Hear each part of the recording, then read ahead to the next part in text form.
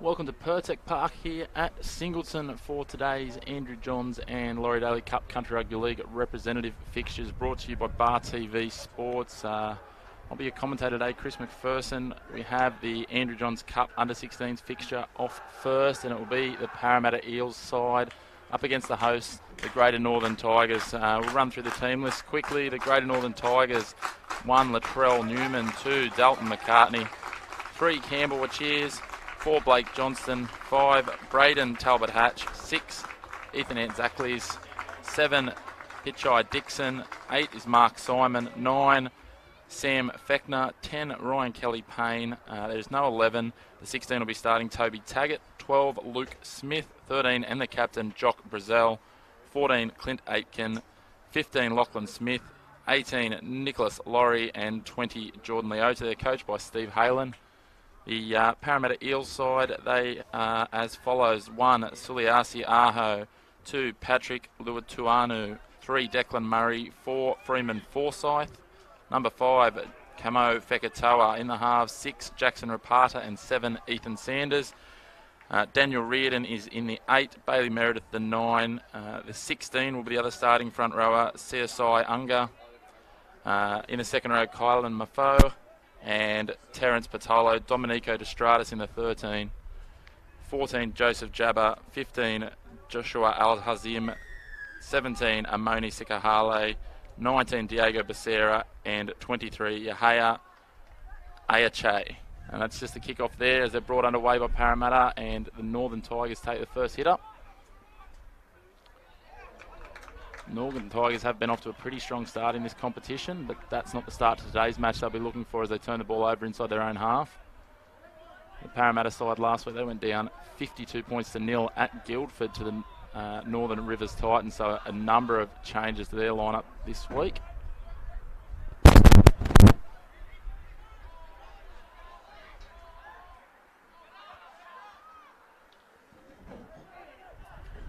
As their half, Ethan Sanders tries to step through from short range, but can't make the try line. They go to the open side. That is that man in the 16 who's escalated into starting lineup, and he's got across the stripe to open the scoring. That is CSI Unga, so that's a great drought breaker for the Eels after they weren't able to cross the stripe last week. And they open the scoring after just over 60 seconds and take the lead 4 points to 0 with a kick to come.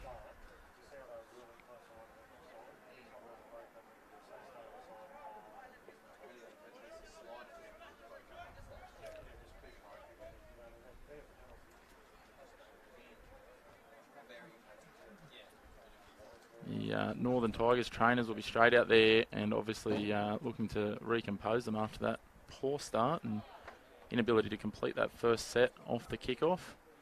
Any Parramatta prime opportunity. Now see the Parramatta goal kicker lining up. That is Kamoe Fekatoa for his first attempt of the day. It's a perfect day for rugby league here at Pertec Park in Singleton, home normally of the Singleton Greyhounds. As Fekatoa comes in, strikes it off the upright and drops over the crossbar. So the Parramatta Eels 6 leading the Greater Northern Tigers 0. Just over 2 minutes have passed in this match. So a great start for Parramatta after what we touched on last week was not obviously an ideal result, going down by over 50 points.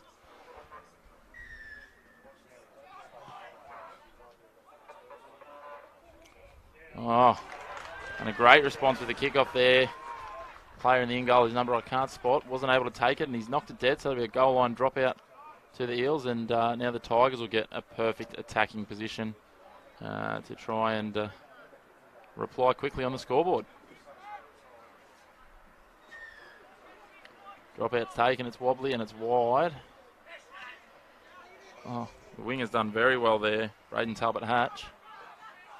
But he's driven back after he takes the ball into contact.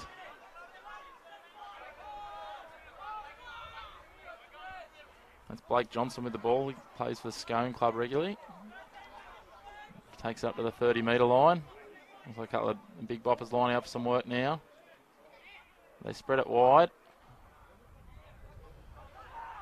Mark Simon goes in there.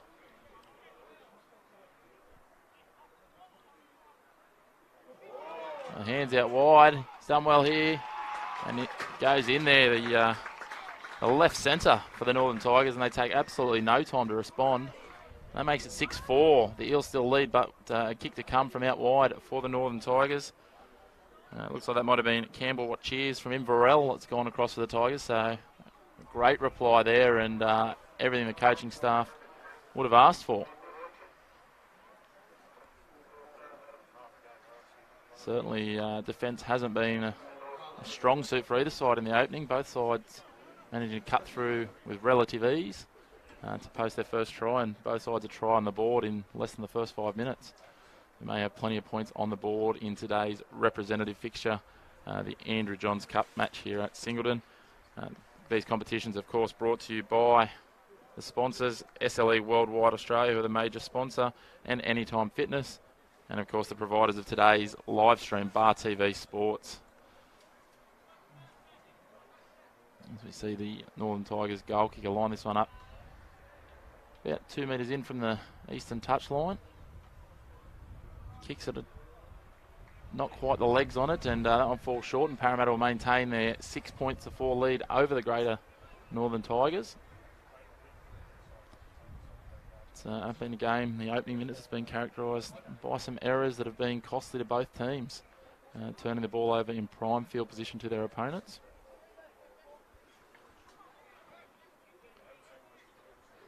Parramatta just taking their time, but doesn't look like they've got a football yet, so trainer runs that one up. A very simple message here to the Greater Northern Tigers side, I think, after that try, and that would be just to complete this set, get out of their half. Is that man that converted the earlier goal, Fekatoa, to bring us back underway? He goes high and relatively short.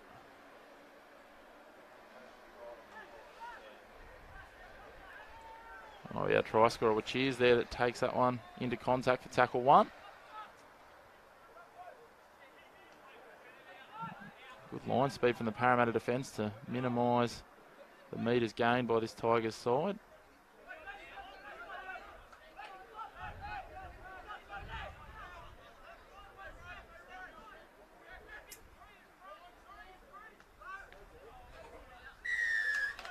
The first penalty of the day blown by referee Jake Ibe. Parramatta side just a little bit too quick to get up from the 10 metres it looks. And the Tigers kick for touch and find it inside the attacking half on the 40-metre line. Oh, send him back there, says he hasn't taken the tap either in the right spot or correctly, so Blake Johnson again into contact. He's driven backwards in the first tackle. Front row goes through as a decoy, and they go out the back to the 5-8. And then find Luke Smith. He's almost to the 30.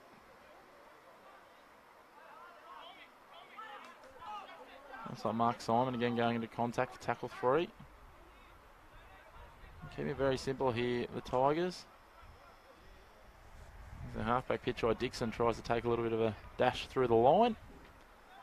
And there's that man, Mark Simon. He's got through a lot of work early. Barging to about 4 metres short of the line on the last tackle.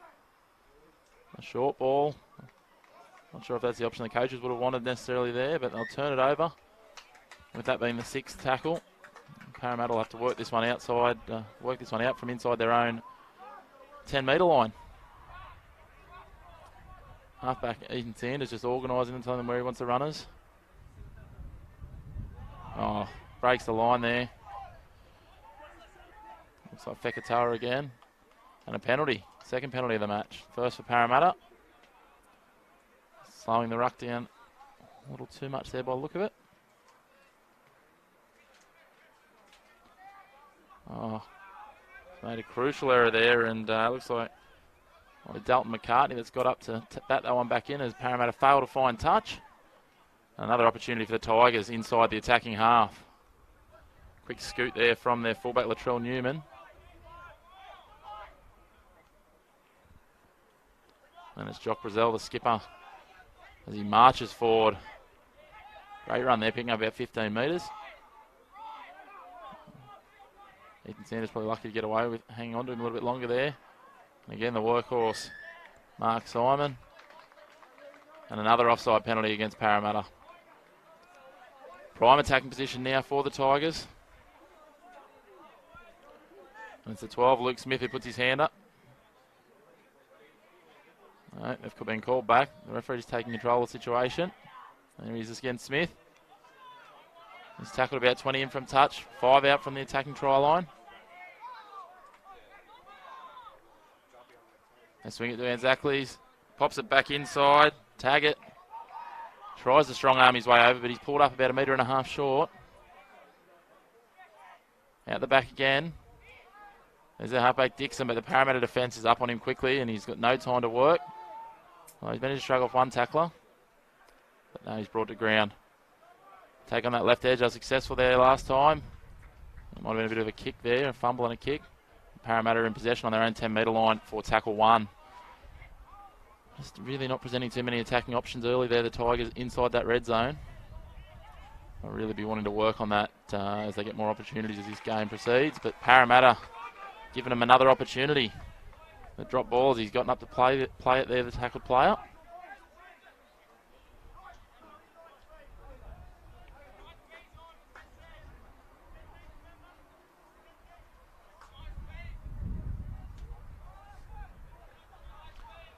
Again, we're here for the Greater Northern Tigers versus the Parramatta Eels Andrew Johns Cup matchup, Pertec Park in Singleton. These competitions brought to you by the sponsors SLE Worldwide Australia, Anytime Fitness and Bar TV Sports. As the Tigers go on the attack from the base of the scrum. Locke's done a great job there. Skipper Brazil, and that's about the 4th penalty against Parramatta now. They're starting to pile up early. Referee really taking control and setting the platform what he expects in the early minutes though. Jordan Leota tries to barge forward but can't quite reach out. They come to the right to the skipper Brazil. Plenty of numbers in the tackle there from Parramatta to pull him up short, but they could be in trouble on this blind side here. Oh, the hooker reached out, but the referee's right there and he's called that he's dropped it as he's tried to place it on the line. Sam Fechner. He's called that he was over the line when he's put it down, so we're going to have a 20-metre optional restart. The confusion amongst the players there, but Parramatta have now switched on. I'll have to wait for the Tigers players to come back into position here now. And that's what he does. As Forsyth goes into contact and they can't quite bring him to ground.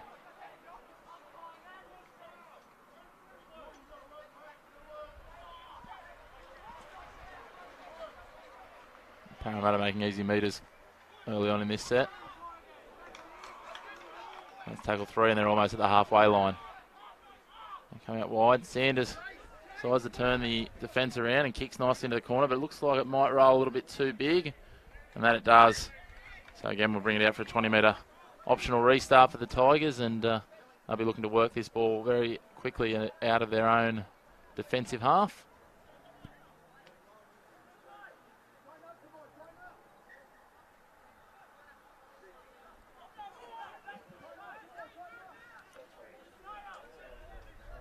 Quick scoot there from Fechner, and he's made a good 10 metres there. Mark is having a bit of a nap.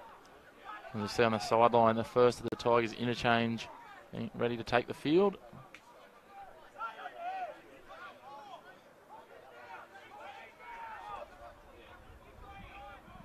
Making some good metres here, the Tigers.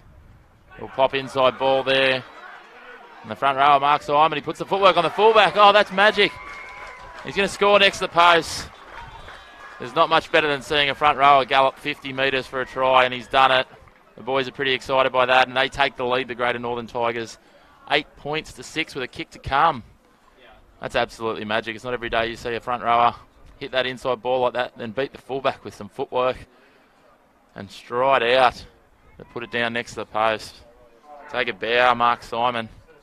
He'll be asking for a run out in the backs next week with that sort of footwork and speed to stretch out over the 50 metres. And it'll be the left winger Dalton McCartney on his home pitch here at Singleton, looking to convert and extend their lead. A much easier conversion attempt than his first one, which was almost on the sideline.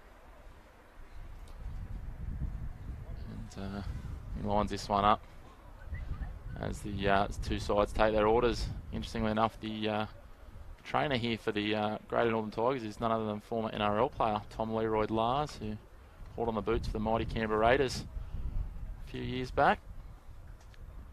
Local boy coming and giving back to the local sporting community. He's from this area originally, I believe, so up around the Group 4 region. Oh, it's an interesting kicking technique there, but it worked, and away she goes. That's 10-6 to the Greater Northern Tigers. They lead the Parramatta Eels. Parramatta really struggling for some consistent possession over the last few minutes as we approach the halfway mark of this first half of this Andrew Johns Cup fixture here at Pertec Park in Singleton. The surface here looking magnificent for the early stages of the year, so great to see they've put on a great service and a really strong crowd here too for these two fixtures today.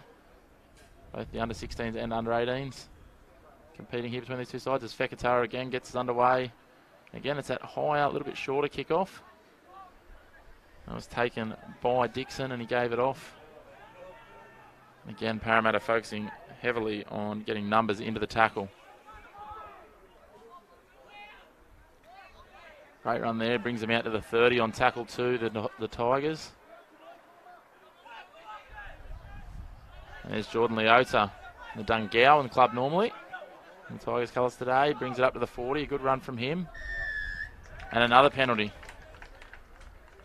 Starting to mount, just slowing down that ruck. Referee Jake Ibis said. And again, Pitchai Dixon will kick for touch. Wasn't too aggressive with his last one, and again, just tries to pick up 20, 25 metres, and he's done that. The Tigers will be on the attack from about 35 out from the line. Oh.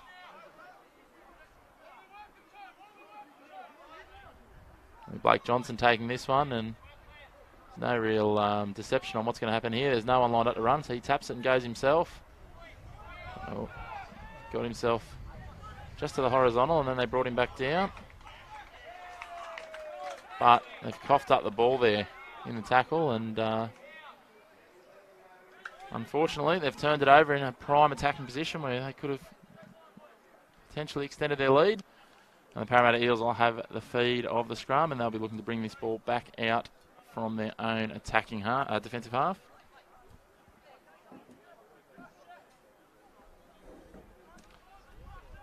And it's Sanders to feed the scrum.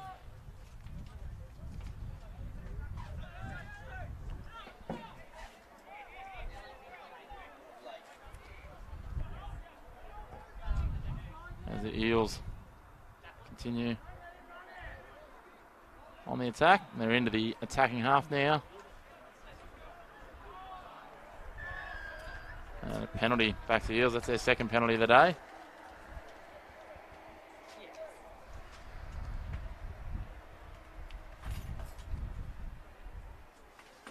They look like they'll kick for touch and push into the attacking 30. That's exactly where it finds touch, and they'll have the tap from 30 out from their try line.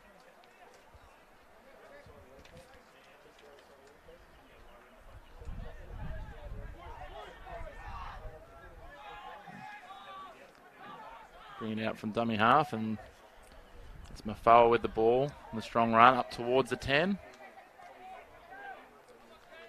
They go to the blind side through the 5'8". He drops it back underneath.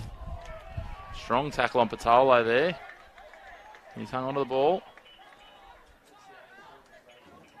Again, drops it back inside for a part of there. He gets the offload away. It's going to take a lot to stop the front rower here. They pull him up just short of the line, have they? No, he's held up again. Referee Jake Ibe in great position there.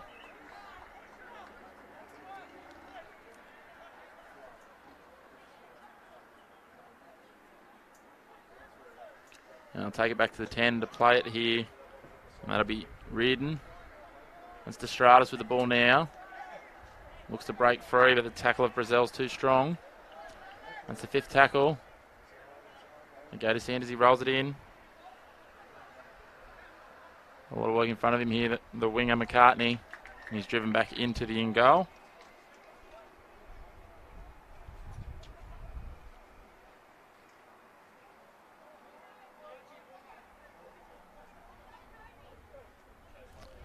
Just joined in commentary now by Ellen Dunga, sorry. As the Tigers have a bit of a wobbly dropout. Thanks for joining us, Ellen. It's all right. It's my first go at it. Lovely. We all start out somewhere, so I believe you're a journalist locally. Armidale, travel down. That's why I'm late. 4 hours in the car. Really doing the hard yards to come down for the commentary today, so that's great. Be at Coffs Harbour next week. Getting all around. Yeah. That's probably closer than here almost, isn't it? Yeah, about 2 hours from home. So, and a lot of the local girls from that area, there's about 10 in the Greater Northern women's team. So it'll be very, very interesting first As we round. see the Eels barge over there, and that looks like Declan Murray. And he's got it down. That'll level it up at 10-all with 10 minutes to go in this half and a kick to come. They did the work through the middle there, but a couple of repeat sets, just a little bit too much for the Tigers side to defend.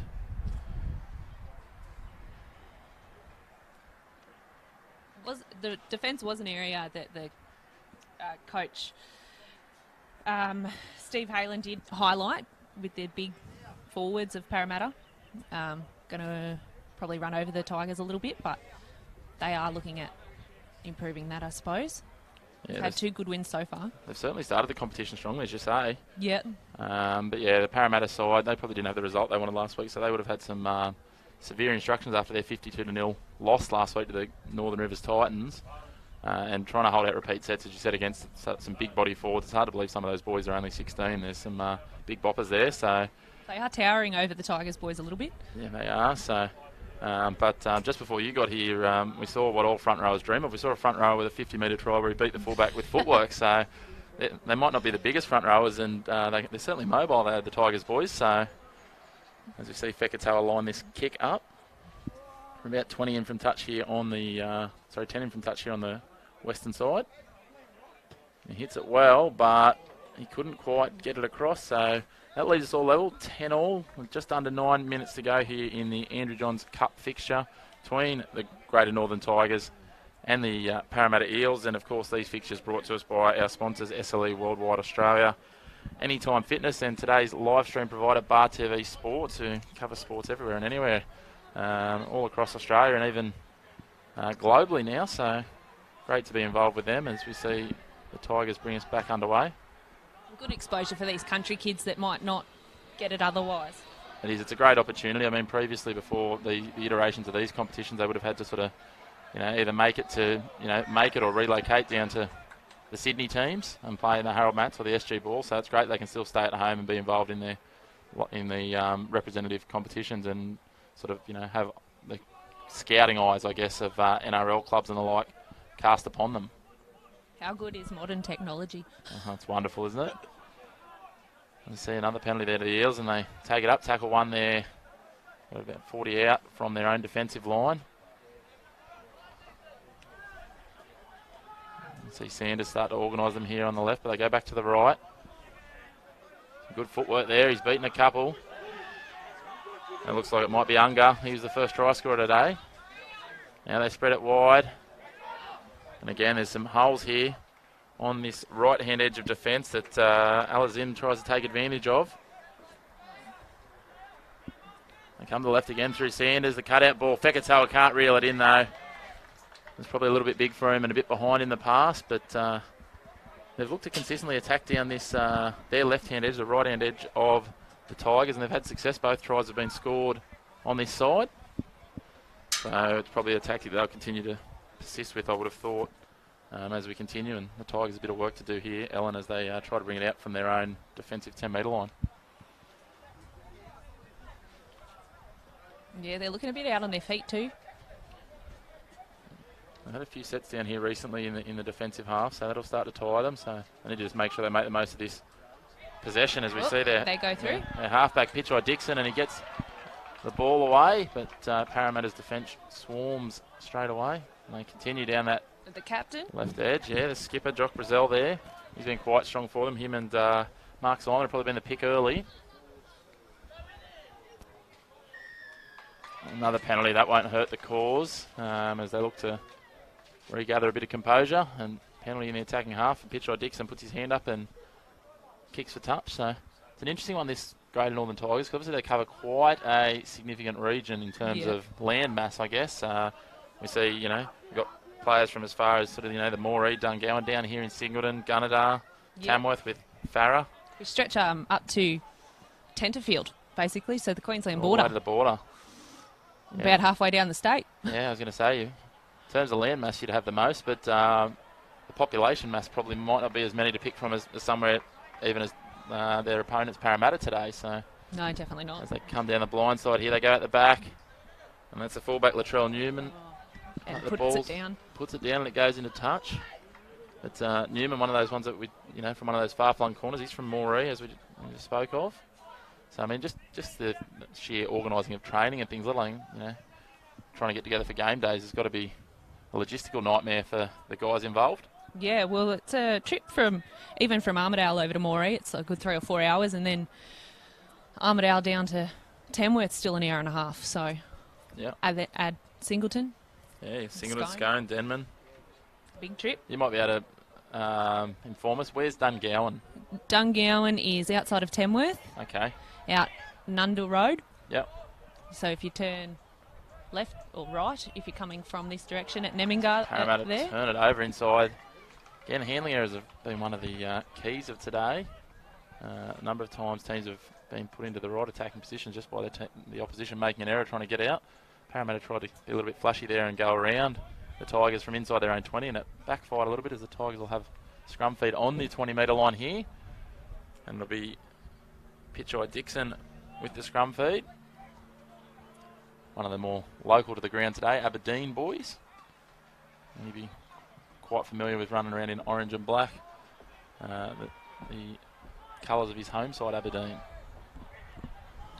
They're driven back a little there and they start to use it, and that looks like Luke Smith with the ball. Ryan Kelly-Payne setting up here for the next run, but they go out the back to the 5'8", and that's Ant Zackleys. He's one of the boys from Farah. Farah, obviously a renowned rugby league nursery in terms of the school there. There's Dixon. Looks like he's got a bit of time, but he's thrown a panic pass. He's gone to ground. Fekitoa grabs hold of that. He shrugged off the first couple. But he can't beat the tackle of Brazil. The clock continues to tick down, a bit under 3.5 to go here, and we're all tied up at 10-all.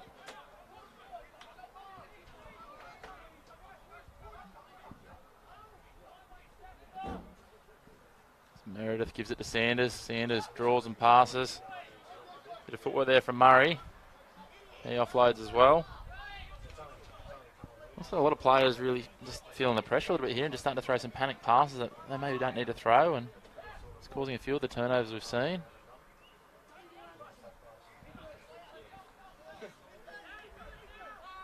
That's Mafawa. We'll play the ball now. There goes Sanders. Out the back to Rapata. He kicks through. No mistake from the fullback, Newman, but he's met by a couple of defenders very quickly and driven backwards. It's really starting to show now the fatigue on the Northern Tigers players. You see one of their players come from the field with what looks like a dislocated or a broken wrist. It's not ideal. Doesn't look good. And Lachlan Smith will replace him. It might have been Toby Taggart that came off. They're really struggling just to find the energy to get in position for runners here, the Tigers, and it's starting to show as they... that's a crucial error. As Luke Smith puts that one down. It wasn't a great pass, but you just got to take those ones. And Parramatta will now have a scrum feed. Be a big set, on 2 halfway. minutes. It will. If they can defend this one out, it should be the last defensive set, and they should be able to keep them level and maybe have a couple of tackles to attack. But as you can see, there's a lot of fatigue showing on this Tigers side across the board from 1 through 13. As Parramatta set, and they've got their back line heavily set out to their left here, set towards the western touchline. So, lucky the referee's called it back there, because Bailey Meredith was at lock. He didn't have his head in, but he also didn't know the ball had come out past his feet. And so he's a bit more alert this time as he decides to go himself. But that fresh player, Lachlan Smith, was right up to his trick there and drags him down just over the 40-metre line. Bring it to the left through Sanders. He kicks early. This could be a good kick, but I don't know that it's going to pull up. Oh. No, it's not. Had a lot of work to do there, Talbot Hatch. Line drop out. No, I don't think he quite got a hand. It might have bounced dead first. Touch I just called. Yep, 20-metre restart. Looks like Braden Hunt on the touchline there, so he's called it. He was in a good position to do so. So it'll be a 20-metre restart, and I would suggest the Greater Northern Tigers will take their time here and just try and complete this set. A few tackles. Nothing too special to be done here, and bring us to half-time. Luke Smith keen to make up for that error. Big run. Right into that. Actually, questionable whether the marker was square there as he gets a hand to him. Pitchard Dixon throws a great ball, but the winger's stepped on the touchline. No one's seen it yet. Now the referee's seen him. And with about 18 seconds to go, I think we'll struggle to get this scrum packed, and that might be all she wrote for the first half. Although Parramatta are jogging in there, all of a sudden enthusiastic to have one last shot. They showed they weren't afraid to chance their hand last set, so the referee's not calling time off. But the ball's going to get in. Meredith gives it to Sanders. They show they're happy to chance their hand. Oh. Puts it down. Yeah. No. If Newman caught that, he was probably away, I'd say. There's no one at home, and I would have backed his pace. He looked quick early, but that's half-time, and they're locked up at 10-all. But a pretty good first half, fairly even. And the Tigers, as we said, starting to look a little tired, so they'll relish this break, and both sides will be looking to regroup before we head out for the second half. Ellen, you joined us for probably half of that half. What did you think of what you saw? Oh, the Tigers looked a little bit flat towards the end of the second half. I don't know how they started. Started strong, I suppose. A couple of tries. Yeah, they took their opportunities when they're down in that attacking zone. It was pretty much a matter of possession, setting up the teams, I guess. So it'll be interesting to see how they come out. I think they'll need to start quite strong, as we saw they fatigued in the back end of that half. So I'd expect the same again from them in the second half. As we said, the bigger bodies of Parramatta do tell their toll. Parramatta are getting a few offloads away, so I suppose Stephen Haylett will want the Tigers to wrap the ball up a little bit more and, just hold on to it. Yeah, complete the tackles. A few numbers in those tackles might not hurt, but it's hard to do as you tire. So we might take a little break, and myself and Ellen will join you back here for the second half, brought to you by Bar TV Sports for this Andrew Johns Country Rugby League fixture under 16s, Greater Northern Tigers versus Parramatta Eels. We'll see you back here at Pertec Park in a few minutes.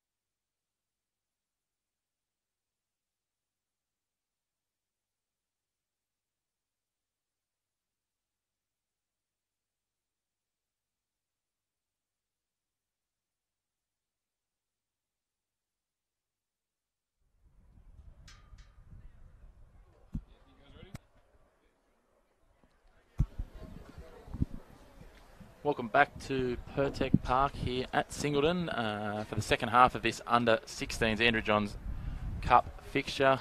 I'm Chris McPherson, and I am joined here by, I'll let you say your name because I got it wrong. Ellen Dunger. Dunger. Ellen Dunger, there we go. Danger with a U. Who is a journalist at, what was the name of the paper, sorry? I work for 5 different papers, Five actually. different papers. Walker News, Armidale Express, Guyra Argus, Glen Innes Examiner, and Tenterfield Star. And you're just telling me you cover off, half of the state nearly with your coverage of rugby league. So you're the expert probably on a lot of these young boys in the Greater Northern Tigers side who we see here taking on Parramatta Eels. They're locked up at 10-all at half time. Only got it. 3 Group 19 boys, I think. 2 from Moree, including the captain, and 1 from Inverell. Both. What about Dungowan's not Group 19? No, Group 4. Group 4. Okay. At the bottom of the ranges there. So obviously the team covers off Groups 4, 19 and 21. So, yeah, plenty of representation from each of the areas, which is good to see. You quite often see sometimes in these junior sides that just one area will dominate it. So it's good to see a good mixed bag. But there's no 19 in the 18s team. No? Okay. That's a very, a lot of Group 4 boys in that team by the look of it. Yeah. Dungowan with a very heavy representative. They've got about 8 players in there. Including the captain. Yeah, so and that'll be the Laurie Daley Cup fixture, which will follow this one here. This is obviously the Andrew Johns under-16s, as I said. All of the fixtures in this competition brought to us by the sponsors, SLE Worldwide Australia and Anytime Fitness, as well as the live stream provider, providing all your vision and sound today, Bar TV Sports. And referee Jake Ibe blows us back underway for the second half. And it's Rapata that takes it, nearly overruns it there. Bit of confusion as to who was going to take the first hit up there. Yeah, nearly ended up with a 5'8", having to take it, and I don't think he was too keen. But it ends up with the ball in the hands of Sikahali. And now they're settled into their rhythm, Parramatta, and they'll start to go on the attack and cart this out of their own half. Find a little bit of space there. Yeah, it's Estrada striding out, it looks like. Just shrugging them off. Apologies, it's Mafoa. It's a little bit hard at times to make out the numbers on some of these Parramatta jerseys. Set deep here to the right. And that's put down by Parramatta. Again in prime position. And the Tigers will look here. They'll want to make the most of this early in the half, I suppose. They certainly will. As we talked about at the end of the first half, they did fatigue quite heavily in the back end of that first half. So they really need to capitalise and get some points on the board probably early here. I would think if Parramatta were to score the first try in this half, it might make things a little difficult for the Tigers. As they come out, and Pitchai Davis, he's not a big body, but he's got no fear in taking on the line, that's for sure. Interesting enough, got the tape around the hair there, Davis. Go to the right. That's Luke Smith with the ball, it looks like. And here's the highlights reel man from the first half, Mark Simon. His 50-plus metre try. It's probably grown out to 70 when he tells the story, or 80. But he beat the fullback with footwork, which is something, front rowers, they don't run 50, but they don't beat fullbacks with footwork either. As Davis kicks into the corner, quite well placed. But Luatana's done a good job there to bring it out to the 10 for tackle 1. As you see, the centre, Forsyth scoots out almost to the 20. They just make easy metres, this Parramatta side, and it's something the Tigers have really got to work on shutting down, I think. They're almost out to the 30 on tackle 3. It's their goal kicker, Fekatoa, the left winger, comes in for a bit of work. Interesting to see all their backs coming in for some work early here in this second half, Parramatta. Something we probably haven't seen as much of from the Tigers side. Sanders drops one back underneath, and it's put down. Again, the Tigers gifted some possession in a great spot. We've got Sanders down on the ground here, the halfback for Parramatta, and not looking great. He's writhing a little, so the trainer from Parramatta will head out. Just touching on it before, speaking of the trainers, great to see former NRL player Tom Leroy-Lars here as one of the trainers for the 16 side. He's a local, I believe, Group 4 boy, so good to see him giving back to the local sporting community now that he's done with his football. Coached the North Tamworth under-16s last year to a grand final win.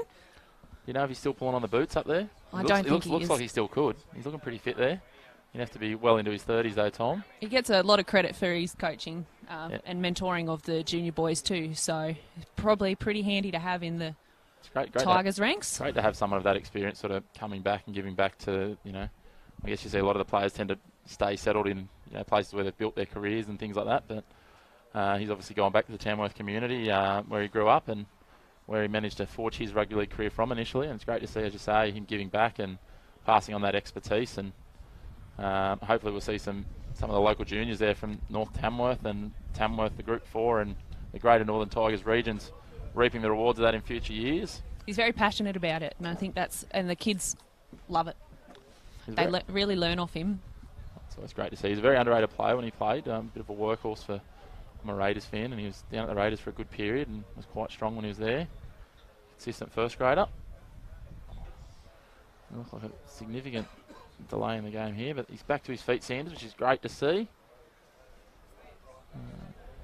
Been a crucial cog. He's certainly steered them around the park well today, and he was probably the pick of their players last week in their absolute drubbing against the Northern Rivers Titans. So just having a look here. The referees are having a discussion here with one of the trainers, it looks like, and the ground manager from Parramatta. One of the trainers from Parramatta, sorry, and the ground manager.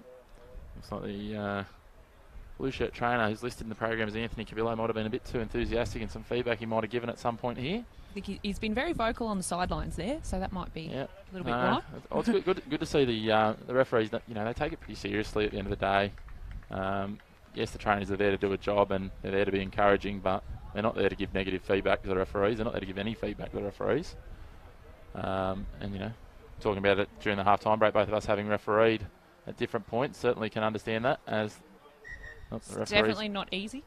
Certainly not, and if these guys at the representative level don't take action, some of these guys will go back to their district and think they can get away with it there, and it turns referees away. So, certainly. We are definitely struggling for referees in the country anyway. It's all across the board. It's something that the game can't continue without referees, so we need them to be involved as the Tigers go onto the attack inside the northern half of Pertec Park here. It's a great run there from the 10, Ryan Kelly-Payne, a Gunnedah boy. He's a big boy for 16 as well. Match it with some of those Parramatta boys. And we see Jock Brazell, probably the best for the Tigers thus far in today's fixture, storms forward. He always makes plenty of metres when he goes forward. He's a tall, broad, he's a classic cut of a country boy. Moray's Junior Sports Person of the Year last year. He turned his hand to a few other sports as well, does he, Jock? Yeah, I think so, from memory. He and he's also he's obviously been given the captaincy, and I think it's well deserved. He works hard at his football, and over on the coast last year, the Group 19 junior president or former, Jeanette Hillier, actually singled him out as being one of the toughest on the day. They were all outplayed, but Jock played. As we see, crucial error there. Crucial error there from Parramatta. Right on that line. Prime position for the Tigers. Yeah, he's like I said, he's a fairly strong. I mean, he's tall and broad, but he's still deceptively strong. As we see him push out into the backs here, I wouldn't be surprised to see him be the go-to man off the base of the scrum here. As we'll see Ethan Antzakles feed it, but he's called back as. And it's hard to stand out in the juniors in Moree, but he does it because he's they've got a really great junior base there. They've got grand final wins over. And Dixon throws a scrappy pass, and there's that man that was down injured before Sanders. He steps, gives it on the outside. But he's thrown it into the breadbasket of Braden Talbot Hatch. It's got everything today's match. The Tigers are back on the attack. They were fortunate to get away with that. Dixon, he looks electric, but when he goes into contact, he quite often throws that panic pass. And now a penalty. We've had a bit of everything there. They're offside. And there's that man again, Jock Brazell, storming forward. And earns his team the penalty. So he would have played in quite a few grand finals for Moree juniors. Last year they had their 16s and 18s in grand finals. So there's a bit of talent coming out there. Certainly is. It's a great breeding ground for talented rugby league players historically too. As they give the ball to Luke Smith, and he's pulled down just short of the line. It was knocked down by Parramatta, was it? No, he said that the Tigers player has lost it. It's a hard one, that one. Time out. Looks like touch judge might. Yep, and the touch judge is giving him the tip there. He wasn't able to get the viewing on that, the referee. The touch judge is giving him the tip and said it's been batted down. It looks like the Tigers might get the feed here. They certainly do. So a little bit of justice there in the end, and another attacking set for the Tigers inside that red zone. So, as I was saying before, Davis looks like a pretty handy little footballer, but he's got a real penchant to first run it a lot when he probably looks like he should use the ball out wide, and then as he gets tackled, he likes to throw that miracle offload from the almost from the ground, and they're not really sticking at the moment. So he throws the early ball this time. Another penalty for offside, and I was going to say I think you might have a chat to the captain here because there's a lot of penalties starting to pile up against the Parramatta side. The Tigers really must make the most of this opportunity down here and convert this into some points, because if they go away begging here after what's probably been, if they can complete this set 14 or 15 tackles down here in the red zone, then that'll certainly make it a difficult road back if they can't score from that massive possession. They just take it back to 10. A lot of football in this half. Certainly has in the early stages of this second half. You see Luke Smith take it up. He's got through a fair bit of work today too. He's had that one error to his name, but he's got through plenty of work with the ball in hand. There he is again, the man we keep talking about, Jock Brazel. Doesn't do anything too fancy, just takes the hit up. They bring it back to the left through Davis. Again, they turn it over. Just pushing passes there. Batted down again by Parramatta, so they'll get another set here, the Tigers. And you can start to see a couple of the bigger boys from Parramatta, some hands on hips, which is the old cliche, but generally a good tip that they're starting to fatigue. We used to get penalised when I trained, and one of the teams I trained, if we put our hands on our hips, we were down doing push-ups. I would have been doing push-ups all the time in my career. So I'm glad they didn't have that at my club.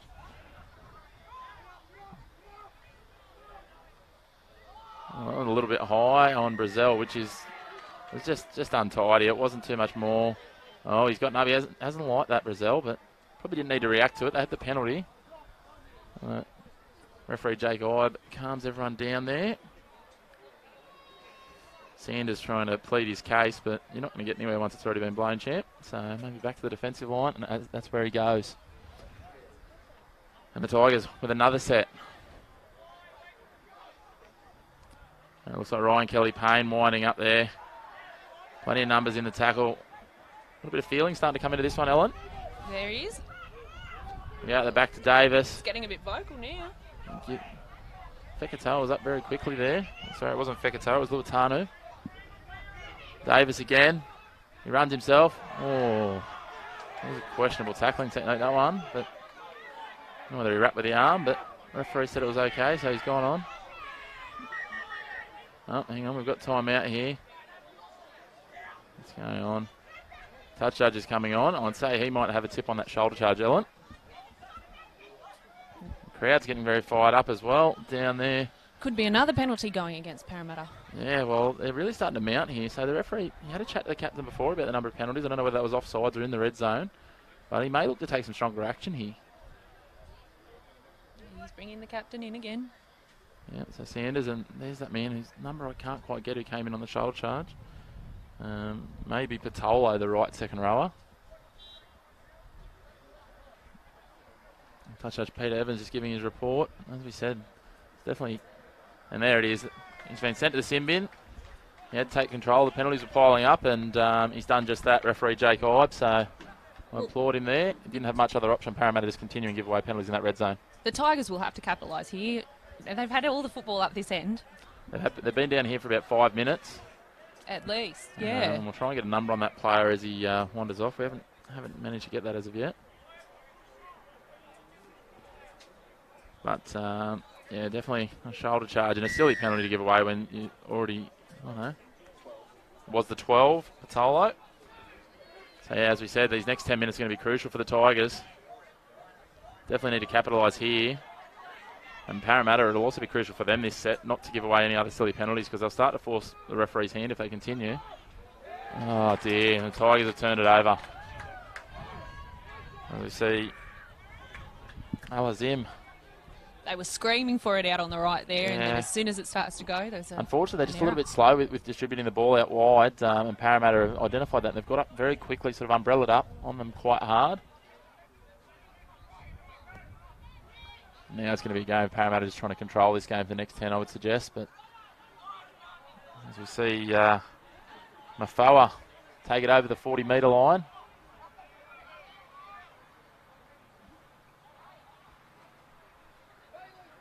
That's Arche with the ball, the 23, the late inclusion.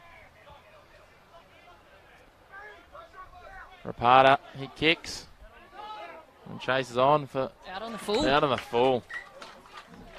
Again, they just keep getting a hand of lifelines, the Tigers. They're making mistakes and they're giving them back pretty quickly, but yeah, they certainly need to work as we see another change.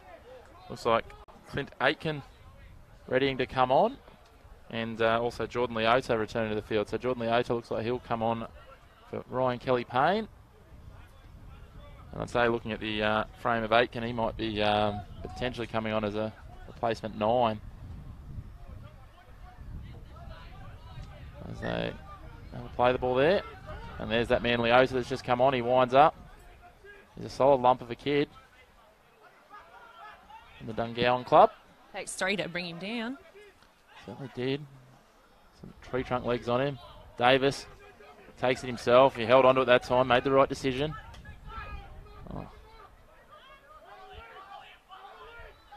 Oh, great offload. There's that man Davis in support. If you can break the tackle, not quite. He's a bit of a live wire, that Davis, isn't he? Certainly is. He dances around. He's and Simon does gritty. well for a front rower. He got that offload away. Oh, great miss pass. There's that man, Jock Brazzelli, rounded under the post. And that's a try to the Greater Northern Tigers. The amount of possession has clearly taken its toll as those Parramatta Eels are tiring, but a couple of good offloads and better choices with their passing. Sees the Tigers cross under the post and extend their lead 14-10 with a kick to come. And who else but Jock Brazell? Yeah, we've been talking him up enough, so it's about time he crossed. But there were a couple of good offloads, off the cuff sort of football there. Yeah, I've been really impressed as well with Simon. I mean, obviously we talked about he scored that 50-metre try in the first half, but that offload then for Davis. Davis just sort of sniffs about in terms of, sort of where he follows up. I'm not sure. He looks like the way he plays a lot, he looks like he's probably played a lot of fullback as well as halfback. Sorry, Dixon, not Davis. I keep calling him Davis. Dixon. So he certainly looks like he's played a lot of fullback as well, the way he sort of pops up in support there, and that paid dividends, got him on the front foot. And he hasn't stopped competing, has he? No, he certainly hasn't. So he's always just sniffing around the ruck there and taking the line on himself. Yeah, and as I said, I have a real sneaking suspicion he's played a fair bit of fullback, even the way he likes to take the ball into contact a lot more than a regular halfback. As we see McCartney line up with what should be an easy conversion, but he's got a very interesting stab technique on his last two, so we'll see how he goes with this one. This is his home turf too, isn't it? Yeah, that one looked a bit more conventional, but still a bit of a stab. But extends the lead 16 points to 10. The Greater Northern Tigers leading the Parramatta Eels. And we've got about 17 minutes remaining once we get back underway with this next kick. And Parramatta will be reduced to 12 men for about another 6 minutes or so. So if the Tigers will be really looking to make the most of that and maybe get across the stripe once, maybe even twice more, and open up that lead so that if the fatigue does start to come back in that back end of the half, they've got a bit of a lead. As Fekatoa brings us back underway with his trademark high kickoffs. And there's that goal kicker McCartney. He brings it back into contact. There's not much of him, but carted that one up like he was wearing the 8 or 10. They've got to limit their mistakes, the Tigers. Just about completing their sets from here. It's exactly right, especially in this range. There's that man Luke Smith. He's played a lot of minutes and he's got through a lot of work.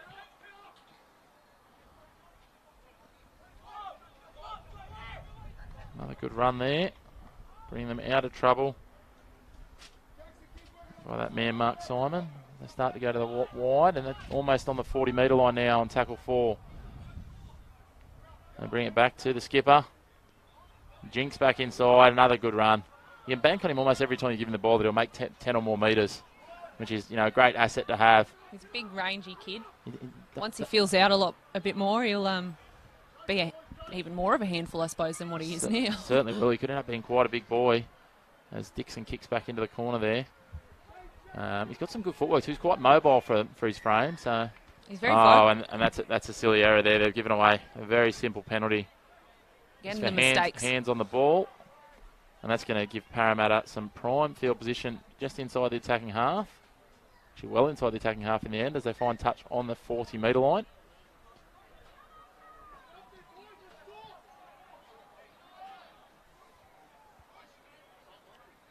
That's up. Just shrugs them off. Yeah, shrugs off the first defender. There, Mafawa. He's a big, strong boy. Slow play the ball, though. That'll be Alazim. He started for them last week on the bench this week. One of the victims of the 52-0 loss to the Northern Rivers Titans. They come out. There's Sanders, the half. It looks like he's been battered down. He's giving himself away there.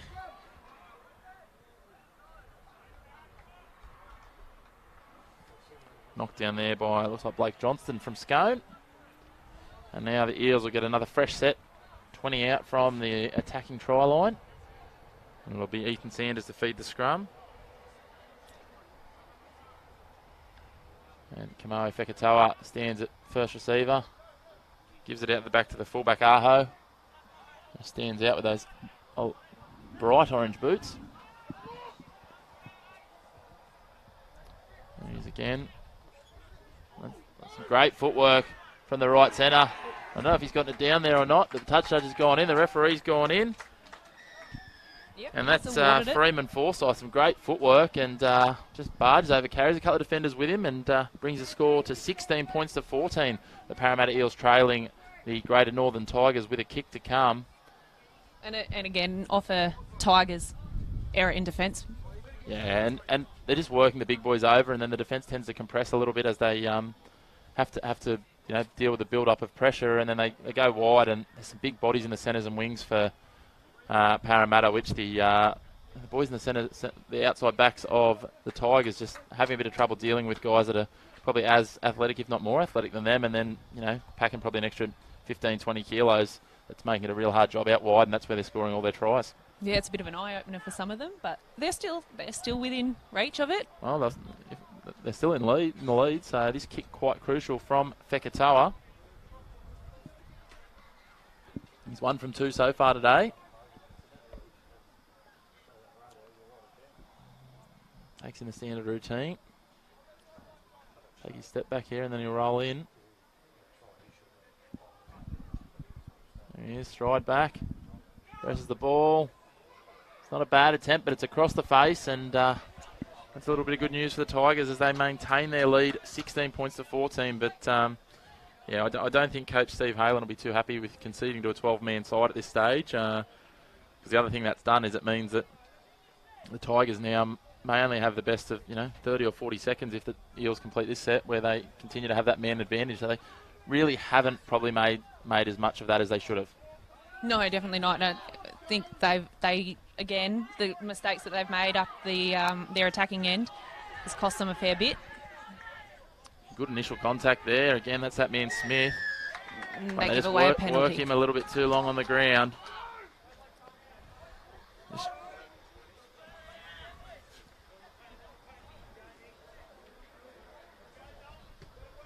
He's nearly come up to join us here in the commentary area. That kick from Ethan Sanders. And they'll take the tap about 33 out from their own line, Parramatta. As the try scorer, Forsyth takes that one over the 40-metre line. There's a bit of confusion. Yeah. And Smith needed to find the quicker way out of there and not come back through the ruck, but I mean that probably came about more from the confusion between the 14, which is Jaber, and Forsyth trying to get in there and take a scoot.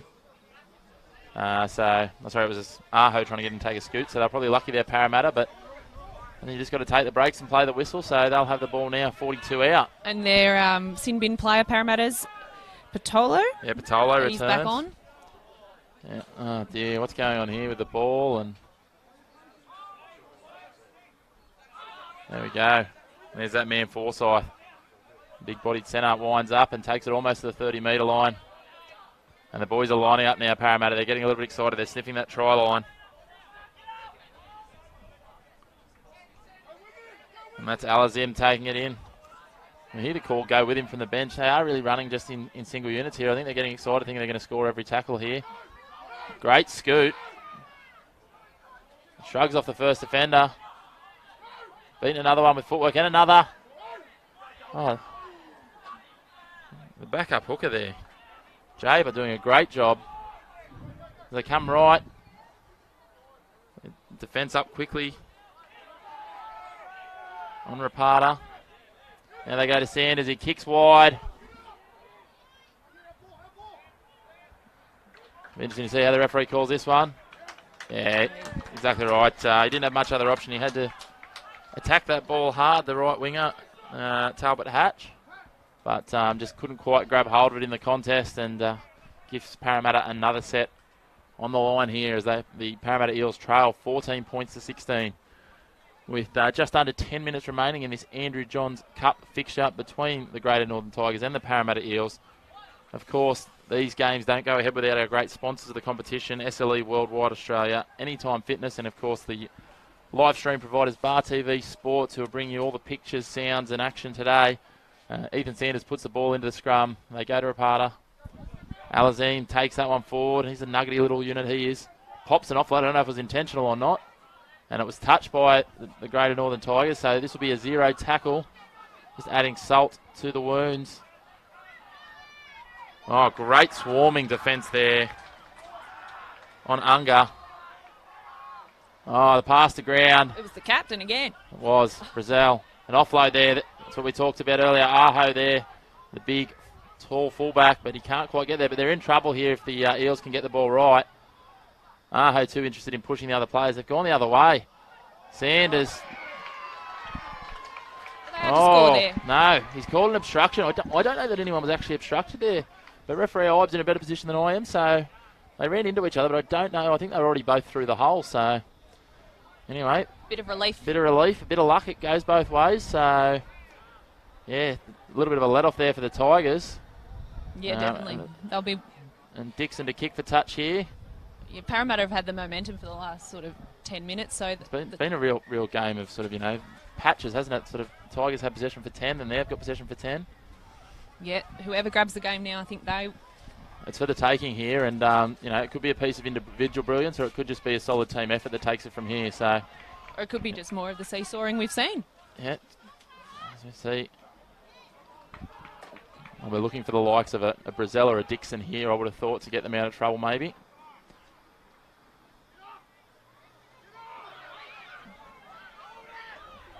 Or a less likely suspect like Talbot Hatch. Oh, that's going to be a penalty. That's a silly mistake from Parramatta. He tried to regain his feet, and then just trying to see a number on the player there that's given away the penalty. I think it might be the 16, Unger. Oh, Dixon. He's hooked that one a little bit, but he's found touch, so that's all right. And they'll have they'll be attacking from about 34 out. As Watcheers takes the tap. The sole Inverell representative in this side. The sole Inverell representative across both sides. Yeah, they do have a good junior base, but not well represented here. That's Smith, the workhorse, getting through some more as we see Leota lining up for one. But they might go back to Dixon here. They do. Pops it back inside. No, dummies. Steps through. And I tipped him in. Oh, there he is, over. Dixon. Those dancing feet. He scores to the left of the uprights and extends the lead. Well, we talked about before how he's a bit of a live wire, and I think that just shows he's always looking for that opportunity, always competing. He hasn't stopped all game. No, those dancing feet served him well there, and that extends the lead for the Tigers, 20 points to 14, and I'd expect to be that man, the hometown boy, Dalton McCartney, to line up the conversion attempt from just to the left of the post, probably about 5 to the left of the post. And look to extend to what could be a very crucial margin of 8 points, as they currently lead 20 to 14 with a kick to come. 6 minutes to go. Yeah, he'll be, if my coaching experience tells me anything, the message will be going out to him via the trainer Tom Leroy Last to take a significant amount of time with his kick and make sure he gets it. Those two things are very crucial here. The Tigers, they're probably looking fresher than they did at the same point of the first half. Yeah, they've still got their hands on their hips. They look a bit fatigued, but I don't think, by comparison, they're not. They look about the same, Parramatta and the Tigers at the moment. There's actually a few heads down, which is obviously the other one in the Parramatta grouping there. Like one of those is Unger, because he'll know that it was his penalty that led to that. But the magic feet of Pitcheye Dixon, the boy from Aberdeen. He stood them all up there and made it look pretty easy in the end. In what was a pretty difficult effort to break through and then also just gasp for space and beat the fullback. You did say a bit of individual brilliance might get it. And there he is. He nails that one, McCartney. He's looked better with each attempt. That takes it to 3 from 4 for him, and that takes the lead out to 22 points to 14 for the Greater Northern Tigers over the Parramatta Eels. And I think we're in for a good finish here. Yeah, well, we certainly will be. Parramatta, I think there'll be some sting in this defence. They know that's where they've been really strong, is in the contact, Parramatta, and Fekitoa will bring us back underway. Are they going to go short? Over 5 minutes remaining. Well, oh no. He sort of put him in that mid-range each time here. That'll be Smith, I think, that takes it, tucks under his wing and tries to bring it to centre field. But he hasn't gone forward anywhere. He's just gone sideways, and they continue to drive him backwards, but he's popped it there. No, the referee's already called held because he was taken off the ground, as is the rule. So the offload, they'll bring it back, and I don't think the Tigers will mind this game being slowed down a few seconds here and a few seconds there as the clock ticks down to 4 minutes 30.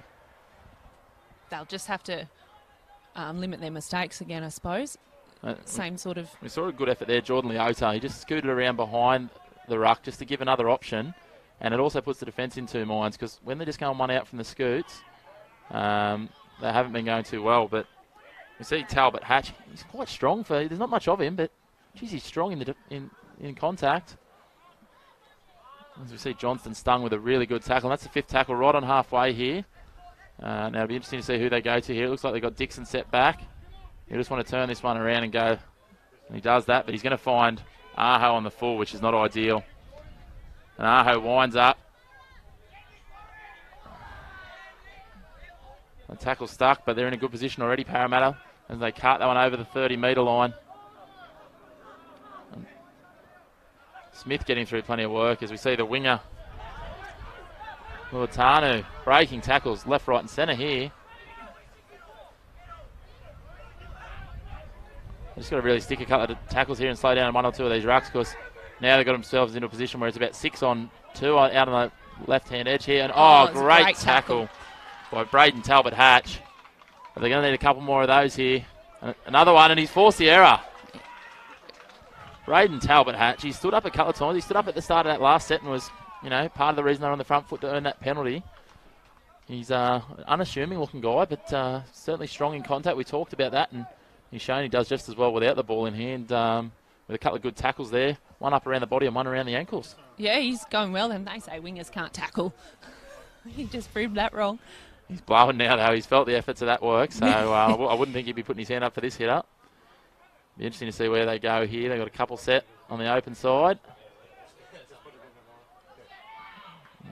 They're probably going to need the likes of Brazel and Smith to stand up and take another hit up here, I would have thought. As we see Dixon gives it off to the winger who's coming off his wing there, McCartney.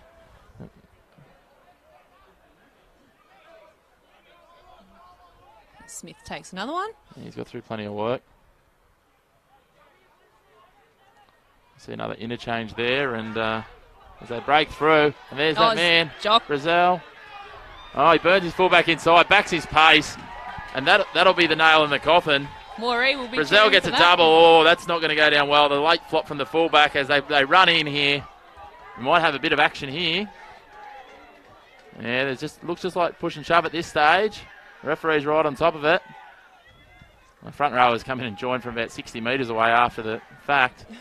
Be interesting to see what the referee does here. I don't know who the player was from Parramatta, but he came in well after Brazel had grounded that one and just flopped on him. It was unnecessary sort of stuff, and we don't need to see the boys throwing punches, and I don't know if there was too many, if any, in there, but the referee's going to have a bit of a meeting here with his touch judges, and he hasn't yet awarded the try.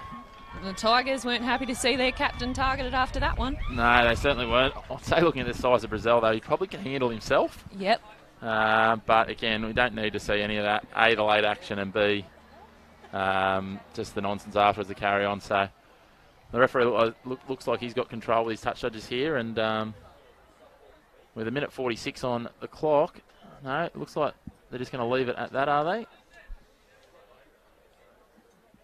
McCartney will be chewing up the time here as much as he can. Yeah, well, they'll be looking to get their breath back. They'll have another set of 6 just to complete, and then probably kick it and clock's off. Turn it around. The clock stops. So, as I said, the Tigers will be looking to to capitalise on the breather here as they lead this one 26 points to 14. They did award the try, it looks. And the Parramatta player's been put in the bin, the second one. Just trying to get a number. It looks like it might be... Looks like it's one of the wingers. They both got the matching hairdos. Just trying to work out if it is Fekatoa or Luatanu.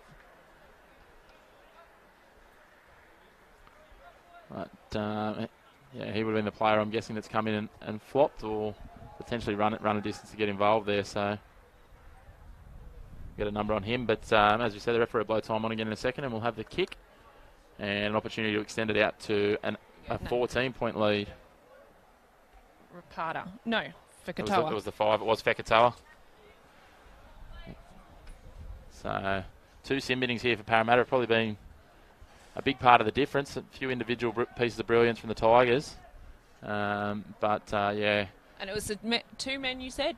2 boys, 2 men, you said? Yeah. Dixon and We've got some real standout talents here, and Brazel got across for his second, and now McCartney will look to extend his kicking record to 4 from 5. He's had a couple of easier attempts. The first one was tough. And he makes no mistake there, and the clock ticks down to 1:40, and that extends their lead out to 28 points to 14. The Greater Northern Tigers lead the Parramatta Eels. They'll certainly just be looking to complete this set, I think, and then kick it into the corner, and that might be about all she wrote. But yeah, there's no chance of Parramatta scoring 3 tries here to take this one. So the Tigers just about completing it. But as we saw there's no love lost between the sides, so we could have an interesting last 75 seconds of this match as they go on the attack. Parramatta looking to try and drive him into touch. The winger, he pops it back, and there's that man Dixon.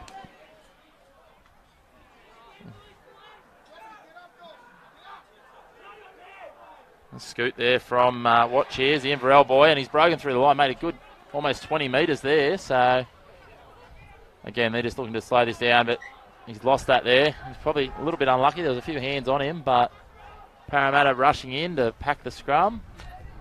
With the clock ticks down into the 30s. We might have 2 or 3 plays here. That not surprisingly, the Greater Northern Tigers have absolutely no interest in packing this scrum. They're certainly taking their time. They are. As that second rows and locks come in. Brazel playing a bit of mind games tactically there, just really taking his time. They're in now, waiting for the Parramatta lock now. As the clock ticks down to 15 seconds. Sanders gives the short ball, and Parramatta's coughed it up. And I wouldn't be surprised to see this Tigers player just lay on the ground here as Parramatta continue to drive him back. They won't mind. And he's lost it. And that'll be all she wrote. The Greater Northern Tigers will run out 28-14 winners over the Parramatta Eels here in the Andrew Johns Cup Country Rugby League representative fixture. They certainly look like they were up against it at the back end of that first half as they started to tire, but some great pieces of individual brilliance across both halves.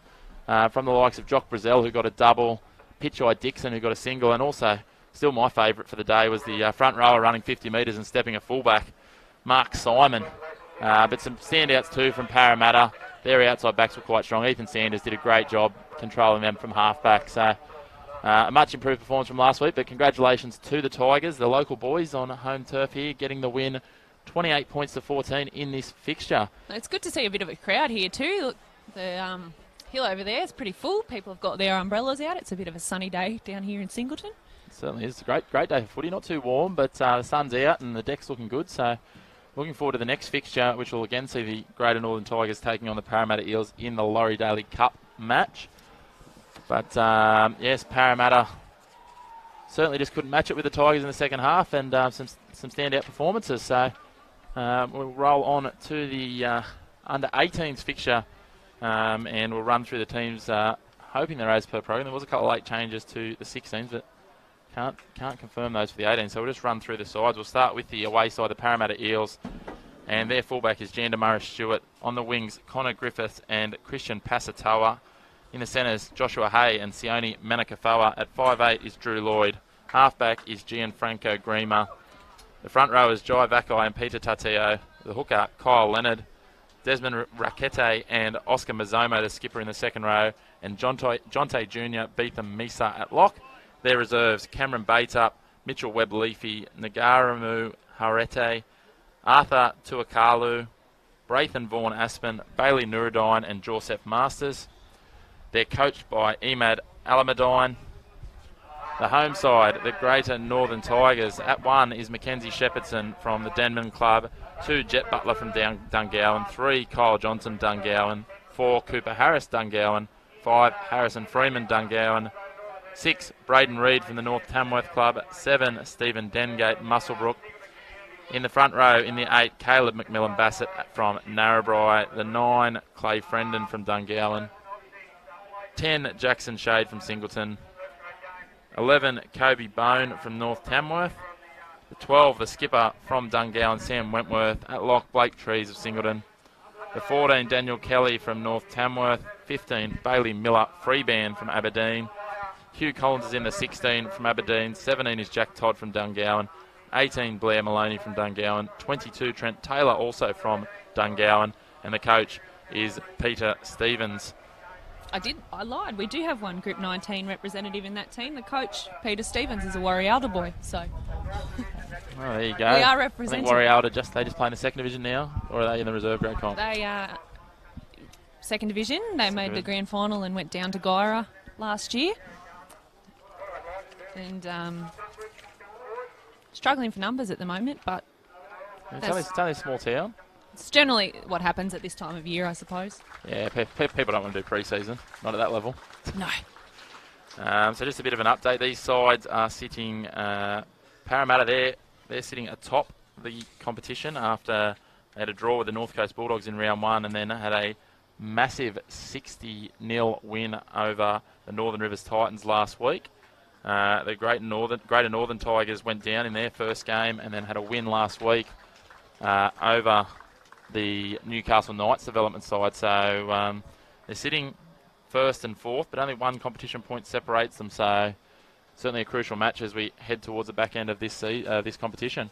And Peter Stevens said is targeted their defence, the Tigers' defence. He reported this week that if they don't fix that up, they will get a cricket score put on them. So he is really after the side to muscle up against some big individuals in the Parramatta lineup. Yeah, Parramatta, I was at that fixture last week where they took on the Northern Rivers Titans, and they certainly they ran a lot of their tries through the middle. I think they had a front row with a hat-trick, a front row with a double, and a second row with a double. So they were running through the middle. They've got some really big boys, but interestingly enough, actually, a couple of those front rowers that scored multiple tries aren't actually in the team this week. So they've obviously got plenty of depth to be able to rest or rotate some of those players out and bring others in for this fixture here at Pertec Park at Singleton today. And just a couple of presentations being done out in the field at the moment. We'll be underway with the under-18s fixture. It's scheduled to kick off in about 3 minutes. So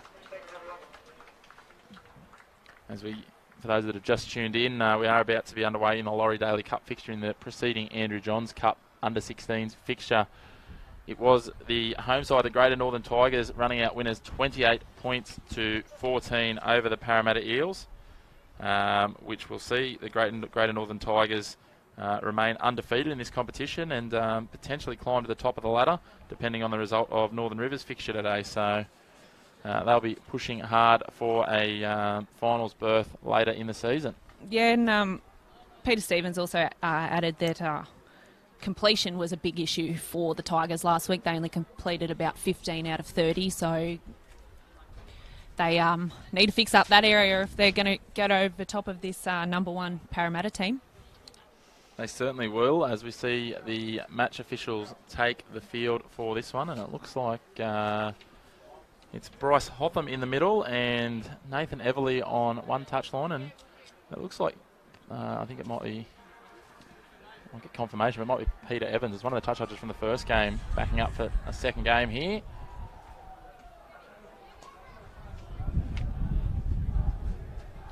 As we see here, the teams starting their pre-run out routines, and the two respective under-16 sides line up to clap them out. And it'll be the Parramatta Eels taking the field first, led by their captain Oscar Mazzomo, and they'll be looking, as I said, to build on that massive win they had last week.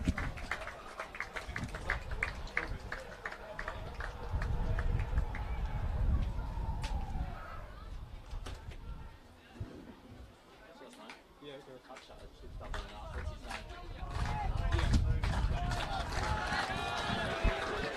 a group 4 boy. Yeah, so we see just got a bit of confirmation that it is Ryan Schmiedel that's the touch judge doubling up there, a local group 4 boy, or hometown, I guess, essentially with this representative side here. His as dad, we see the Greater Northern Tigers take the field. his dad's the coach of the Greater Northern women's team. Okay. Mick Schmiedel. I was going to say it's a pretty well-known surname in rugby league up in that area. There's also Josh Schmiedel, who's been down here. I think he won a comp with Aberdeen last year in Group 21. He also played for Macquarie Scorpions before that, and he's gone back to, I think they're based out of North Tamworth as well, if I'm not mistaken. So I think he's gone back up there to ply his trade in Group 4 this year, which will be great. He's played in the countryside in recent years as well. So it'll be a great addition up there in Group 4. And Abby, the daughter of Mick as well, she's a pretty good league tag player too. She's represented the group multiple times, and will be making a return this year. Great to see. As we see, Sione Manakafawa brings us underway with a towering kickoff. It's brought back with some gusto there by the Northern Tigers forward. There's definitely a mismatch in the size department out there. Yeah, that was another comment that the Parramatta forwards are all bigger than anything that are in the Tigers. I think the Parramatta backs are bigger than the Tigers forwards out there at the moment, so it's even more pronounced than in the under-16s fixture. So they'll play to their strengths and look to be as mobile as they can, I guess. They get an early penalty and they kick for touch, and that'll take them right onto the halfway line as touch judge Nathan Everly puts up his flag there, and it's given off to the 11, which is Kobe Bone. That'll be Clay Frendon at dummy half. And he'll give it off. Blake Trees, the Singleton boy, playing on his home turf. It's always nice to be able to play some representative footy on your home ground. I'm sure he's got lots of supporters in that crowd. Undoubtedly. They continue on the attack there. They're getting a lot of quick play the balls here. Tigers. Good defensive read. Centre up quickly in defence there. Looks like that was Manakafawa. He's a bit sore. And he's gotten up very gingerly there. He'll be counting his ribs to make sure they're all intact. That's tackle 5. They come to the 5-8 read. And Parramatta work hard to make sure they're not forced in goal there, and they'll have to work this out from right inside their own defensive half. Good pressure and tempo in defence from the Tigers early. I think the big question for them is not about the intent, but it's about whether they can maintain it for 70 minutes of football. One of the Tigers defenders was just sent flying. Certainly was, and that the Parramatta number 1. That certainly won't hurt them, as Parramatta can't quite reel in a pass that's thrown behind the attacking player, and he knocks it on, and they'll have a scrum about 14 metres out, just to the western side of the goalposts. And it'll be that man Braden Reid to feed the scrum. Interesting setup here. It looks like Cooper Harris, one of the many Dungowan boys here, lining up to take this one forward.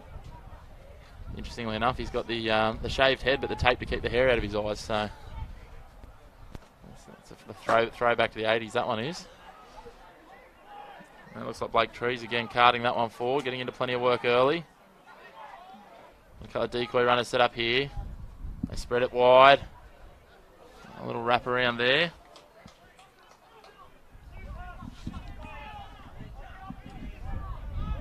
See Frendon again at dummy half. He distributes to the 5-8. He steps back to the blind side. He beat a couple, but couldn't find his way through.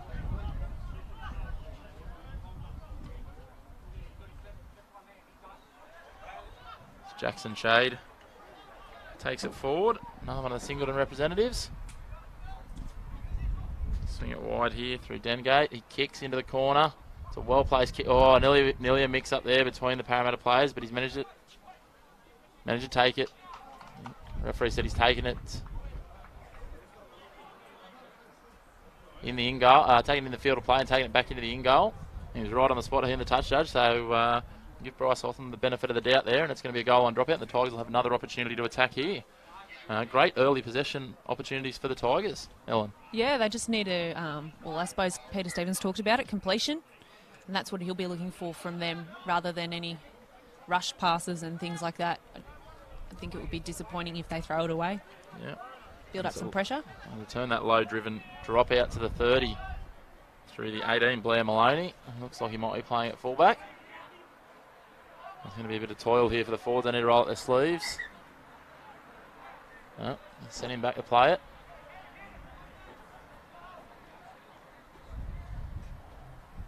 Come wide. Dropped him back underneath the 11 there. Kobe Bone again. So Braden Reid really controlling this right edge well. He hits a good hole himself there, but brought down by Joshua Hay. And he's lost it as he's got up to play it, unfortunately. And they turn that over in prime real estate. The Eels will have a scrum here, 10 out from their own line, 20 in from this western touch line. And they'll be looking to capitalise much better than they did on their last opportunity in possession here. Won't be happy with that one, the coach. They certainly won't. 5 minutes gone. We're still all level here. The under 18s play 35-minute halves for the Laurie Daley Cup. As we see Greamer feed that one. It's in and out of the scrum very quickly.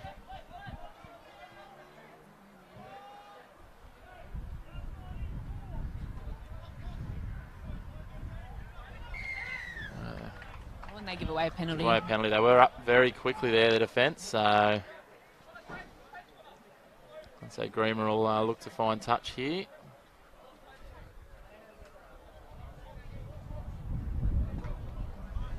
That he does. Picks up a bit over 20, probably 25 metres. They take it into the attacking half. It'll be Joshua Hay to take the tap.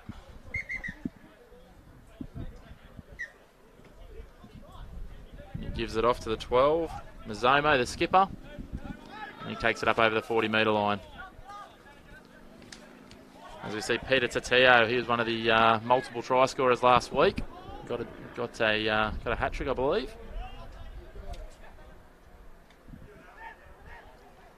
As we see Drew Lloyd go into contact. Drew Lloyd was probably the standout for them last week. He controlled their side very well from 5'8". Oh, they do have some big boys in this team, Parramatta. Some big boys, and Tateo, when he gets going, he's got some footwork on him as well, the 10, so watch for him. There he is, Lloyd with a dummy. Saw a little bit of daylight and tried to poke his head through, but couldn't quite get there. I mean, they look to Greamer here. He's in behind the ruck. No, they go to the blind side. Step back in. No, he's lost it. Looks like it was Manika Fawara out on the right edge there, coming back infield. He's turned it over on the final tackle, so they'll have a play the ball 10 out, the Tigers, and they'll be looking to quickly move this ball along in terms of territory and find their way into the attacking half. Probably not ideal, a bit of sideways running there. Only picked up a couple of metres on that first tackle. Scoop from dummy half back into the markers and then takes it to the 20 there, Frendon.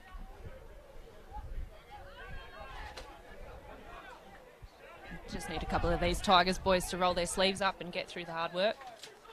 That's it. And he's looked a likely suspect so far, the 4, Cooper Harris. He hits that ball with a lot of pace. He timed his run well.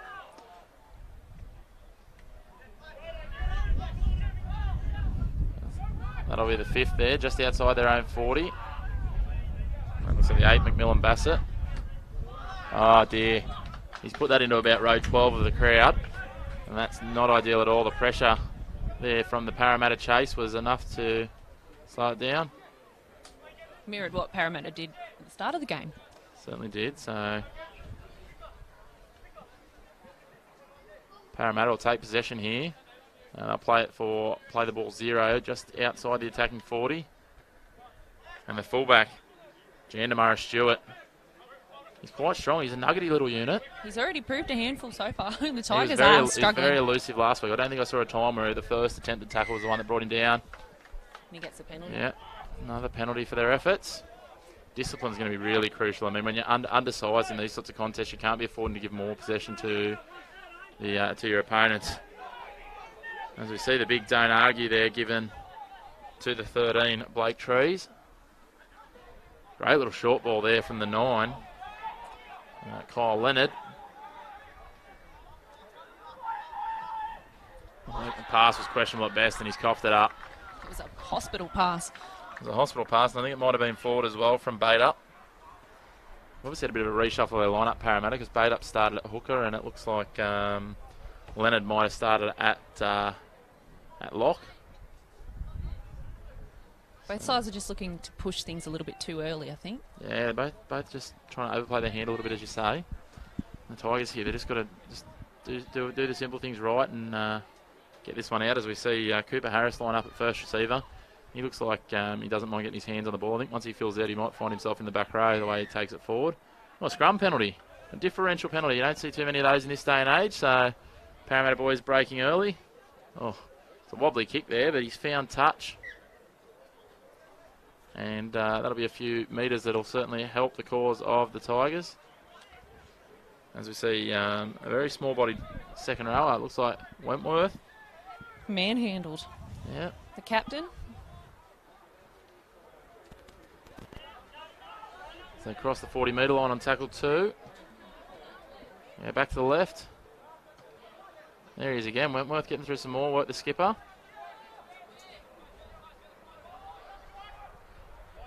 He's close to the smallest bloke on the pitch, and he's playing back row, so kudos to him.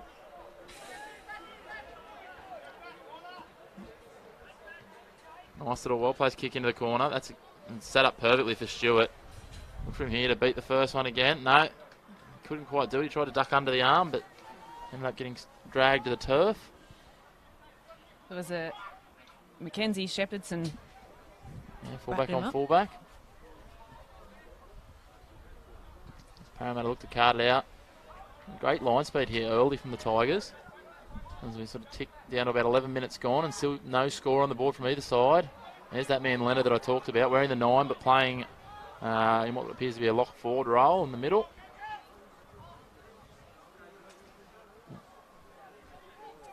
Lloyd takes it to the line and gives it.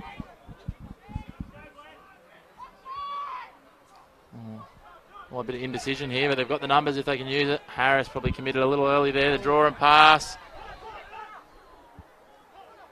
The scrambling defence there manages to wrap up Connor Griffiths on the last tackle. And they got a bit confused with the kicking options there, but it's paid off all right. They've ended up turning it over inside the 20. They won't be too disappointed with that, Parramatta. And there's that man Cooper Harris. We talked about him earlier.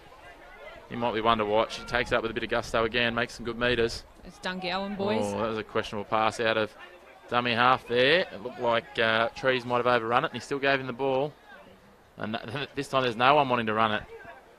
So Frendon has to go himself. So it's already to the point where they're starting to tire, and players not looking to run it. A nice grafting 40-20. Yeah, and great he gets 40-20, almost a 40-10 there from the 7. Stephen Dengate from Muswellbrook. That is a beautiful result there from the Tigers. And they're starting to get a bit of a spring in their step here.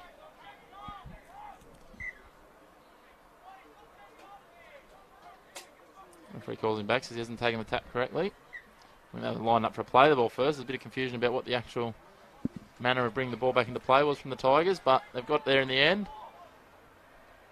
As you see the 10 with a bit of footwork at the line. That's Jackson Shade. Yeah, hands all over the ball there from Leonard, so you've got to let him go and let him play the ball. You don't have to quick play the ball. And so a fresh set of 6 for the Tigers. They bring it back a little bit. Through Frendon. He taps it, gives it the 5-8. Oh, Harris. Wasn't a great ball. It was below his knees. I can see the idea was right. The execution not quite there though, Ellen. No, I probably didn't need to push that on the first tackle there. I think they had a bit of time up their sleeve. They could have just eased up a little bit, but not to worry. I'm sure they'll muscle up in defence. Well, for their sake, I hope they do. But I think Harris will be a little bit disappointed with himself there. It wasn't a great pass, as I said, but he looks like a pretty handy footballer, and he would have probably expected himself to take that more times than not. He ran that good line there, but just couldn't quite reel in the pass. Great tackle first up from the Tigers' defence there. They chop low. Kyle Johnson, another of the Dungowan connection. It's really quicker to say when they're not from Dungowan, as the Eels make a bit of a break on the outside. And he's got a penalty. He's called it as a strip there. They made 40 metres in 2 tackles. Yeah, they certainly do well once they get on the outside, Parramatta. The Tigers find themselves turned around from prime attacking position on tackle 1 to not ideal defensive position, and that'll be Pasatoa taking it forward. Yeah, they're starting to fatigue here, which is not great because we're only 15 minutes in. Well, not even 15 minutes in, so we're not even the halfway mark of this first half yet. As Leonard shrugs off the first couple, then goes back into the same 2 defenders and is brought to ground.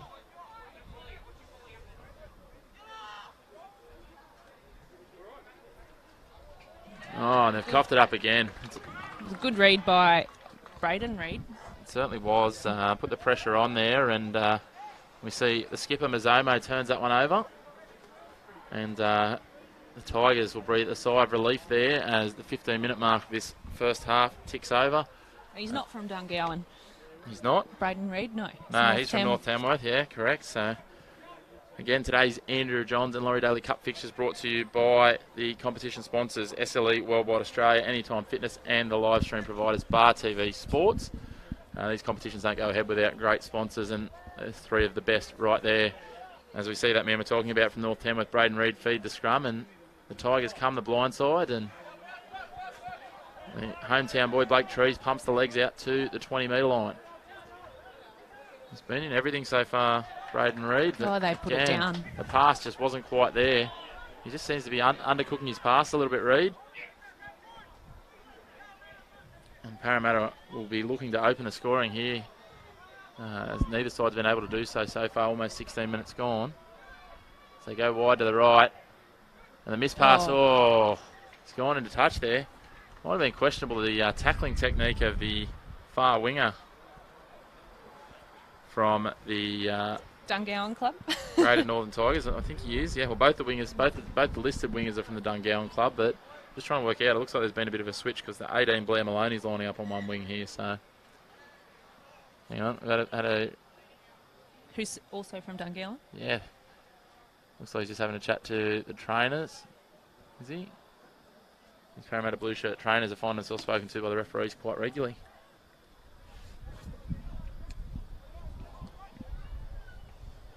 So Tigers out of trouble there. Well, we say that now, but they haven't got past about tackle 2 in their last 3 sets, so waiting for the trainer to leave the field and give it off to Kyle Johnson, another of the Dungowan contingent. Now it's Cooper Harris, probably the most impressive of the Dungowan contingent, with the pop pass over the top. And that man in the 18, Blair Maloney, makes some good metres there. And Harris lines up again. He loves getting through some work. I think he's destined for that back row, as I said earlier. Yeah, he's a big rangy boy. Yeah, if you put some size on him, he's still quite strong for someone, as you say, might be described as rangy, possibly even lanky. And a beautiful pressure relieving penalty for the Tigers that'll continue to build their possession in the attacking half. And as we see the trainer with a bit of treatment for Blake Trees. And referee Bryce Hotham will take this time to have a bit of a chat to the Parramatta skipper. Been lots of penalties in this game so far. Yeah, discipline certainly hasn't been the cornerstone of either of these fixtures so far. Don't think either coach will be pleased with it. No, I certainly think referee Hotham will be taking the opportunity there to sort of convey the message that if the captain doesn't do something about discipline, he may have to take some stronger action, as we saw in the first game with Parramatta having 2 players put in the sin bin. So precedent's been set now. Yeah, well, that's it. And he's had that conversation now with the captain. And I mean, most of them are avoidable penalties too. It's, just simple things that have been the issue for the majority of them.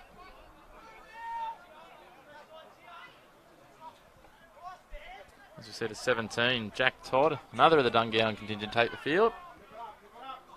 This Dungowan must have an alright under-18 side. Oh, I think they have. Oh, there we go. Forcing that pass again, and Kyle Johnson turns that one over. They just can't seem to make the most of field position, the Greater Northern Tigers side, and Parramatta now attack from their own 30-metre line.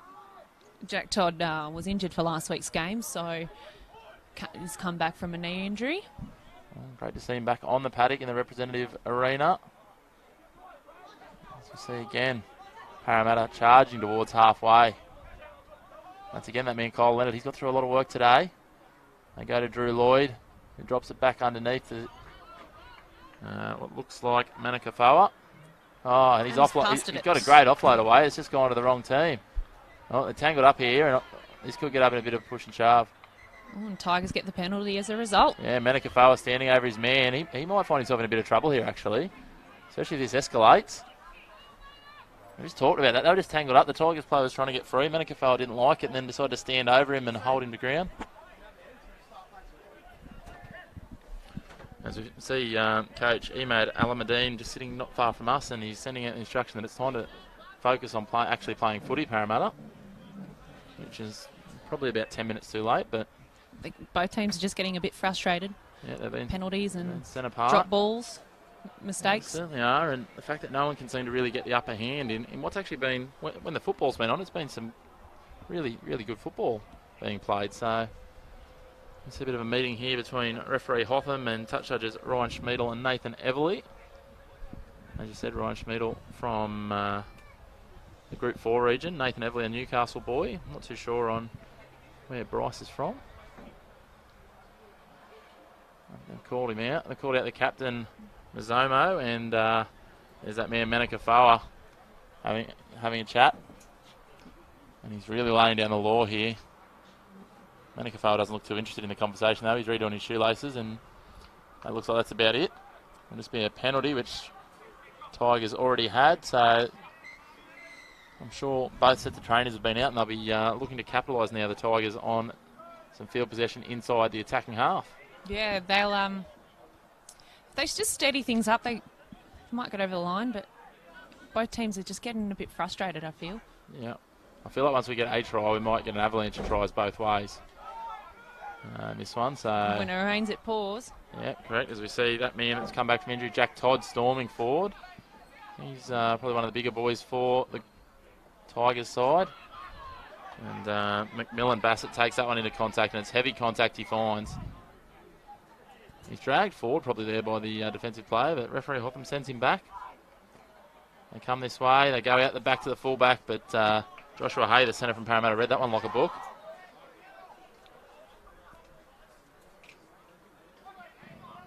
There's that man again, Todd. But he gets that one a bit flat-footed, so he can't have the impact he did with the first run. But he finds his front again, which is great effort. So if he can get the quick play the ball here, they might set up all right.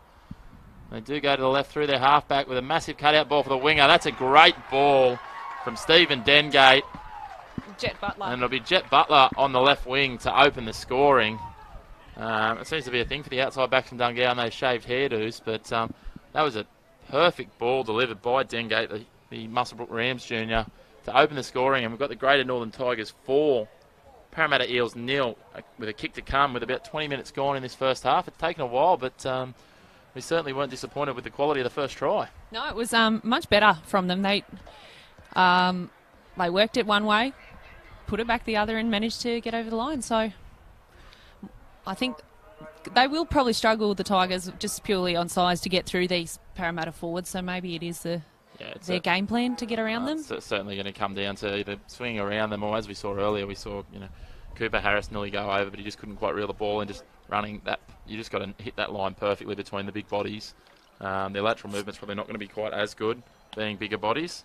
So just got to go with the strength that they've got, and he makes no mistake there with the conversion attempt. It looks like Dengate to follow up his cracking pass, and the Greater Northern Tigers lead this Laurie Daley Cup fixture 6 points to 0 with just over 14 minutes remaining in this first half.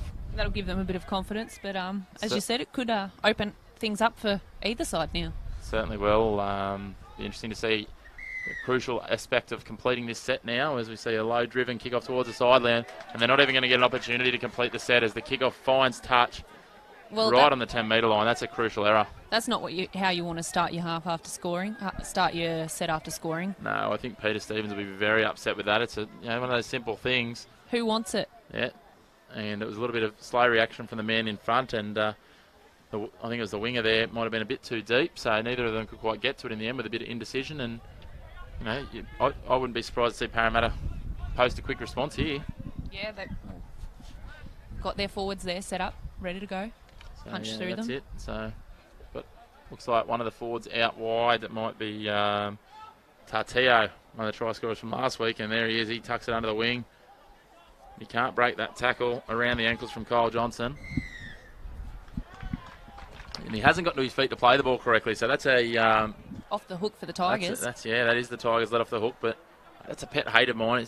Players just, absolutely sloppy, horrible play the balls, and they get away with it. You see it all the time in the NRL, so good to see the referees at this level cracking down on it, and it's a little bit of a pressure reliever for the Tigers as they take it up over their 30-metre line and continues to pump the legs there and approach the 40. Tackle one. Here's that man, Todd. He's unmistakable. He's the biggest of the boys for the Tigers, and he makes a good 9 or 10 metres. I think they were pretty eager to include him. And he makes a mistake and they played the ball. Might have been a bit unlucky there. A bit of crowding with the knees maybe from the Parramatta player. But at the end of the day, you've just got to hang on that ball as you get up. The referees and touch judges, though, in better position than us. Perched higher up and further away. So we can give them the benefit of the doubt there. And we'll see Grima, it looks like, feeding this one. Give it off to skipper Mazzomo. He'll look for a quick to play the ball here, and Grima sets again to the left. They drop it under there to Leonard. He breaks the first tackle, slips out of that, but can't beat the tackle of Kobe Bone. Again, they go through Grima. They go out wide to Lloyd. He goes himself. Good pick up about 15 metres there. He tries to get the quick play of the ball, but he's tangled up. Grima again. Again on for that man Leonard. He's getting through a lot of work, Kyle Leonard. They bring it out the left to the back through Grima. Mazzomo, the skipper. He's wrapped up in a ball and all tackle. Great work in defence there by the Tigers. And that's the last. Grima here. Will he roll it in? He tries to run it himself. He pops it on the deck. Oh, that looked like it might have gone forward. And it's gone out on the full. So, bit of panic stations there from Parramatta. What do we got here? A timeout.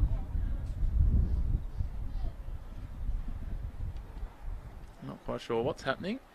Number 11, Kobe Bone, he was not happy with something that Parramatta did. Yeah. He was Based on this, it looks like we might have a biting accusation. That tends to be what this scenario comes for, because he's called the touch judge in. He was screaming after he made that tackle. That's what it looks like. He's showing his arm to the referee and the touch judge, and I mean, at the end of the day, the referee can't do too much in this instance, but put the situation on report like he has there, and that'll be reviewed later on. They'll obviously take into account whether there's any evidence of any mark on the arm, but if he hasn't seen the incident, and it's quite hard when there's a number of players in that ruck there to pick up what's going on.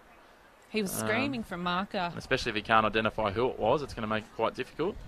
Which, if they haven't brought out a Parramatta player, I would think that there hasn't been anyone identified. But yeah, he didn't look happy, that's for sure. And hopefully that isn't what's going on, because that sort of stuff is a blight that we do not need in rugby league. There's enough bad news stories that float around rugby league as it is, that we don't need people biting each other. But the Tigers will get the ball, because the Parramatta Eels did kick that one out on the full previously, and the clock ticks down to 11 minutes remaining in this half. Been pretty tight so far, just lots of errors. Parramatta might be lucky to get away with that there. Again, players earlier the scrum. I thought we were nearly going to have a second scrum penalty. It's just been untidy. It has, the completion rates you talked about at the start of the game, and I don't think either coach, Peter Stevens or Emad Alamadine, would be very happy with that. He's sitting up from us, the Parramatta coach, and even with his sunglasses on, he's got a solid frown on his forehead at the moment, so he's not too impressed. And after their big win last week, he certainly would have been expecting that they'd come up here and probably mix it a bit more solidly with the Tigers and maybe even lead at this point of the game. It's a great kick, some pace here, chasing it down, but he can't reel it in, Jet Butler. So a fine touch, and Parramatta are pretty happy, I think, to take this from 35 out from their own line with 10 to go in this fixture. Well, they've been working it out of their own half fairly well, Parramatta. So I imagine they'll aim to go that again and see if they can punch through the centre of the Tigers' defensive line. Yeah, they've used their big bodies and their bit of footwork to certainly open up some things, and it's a catch-22 for the Tigers because you compress in and try and shut that down. They've shown they do have the ability to try and push around you too, even though they're bigger bodies on the outside. They've still got some toe about them, but obviously they are currently just working their way through.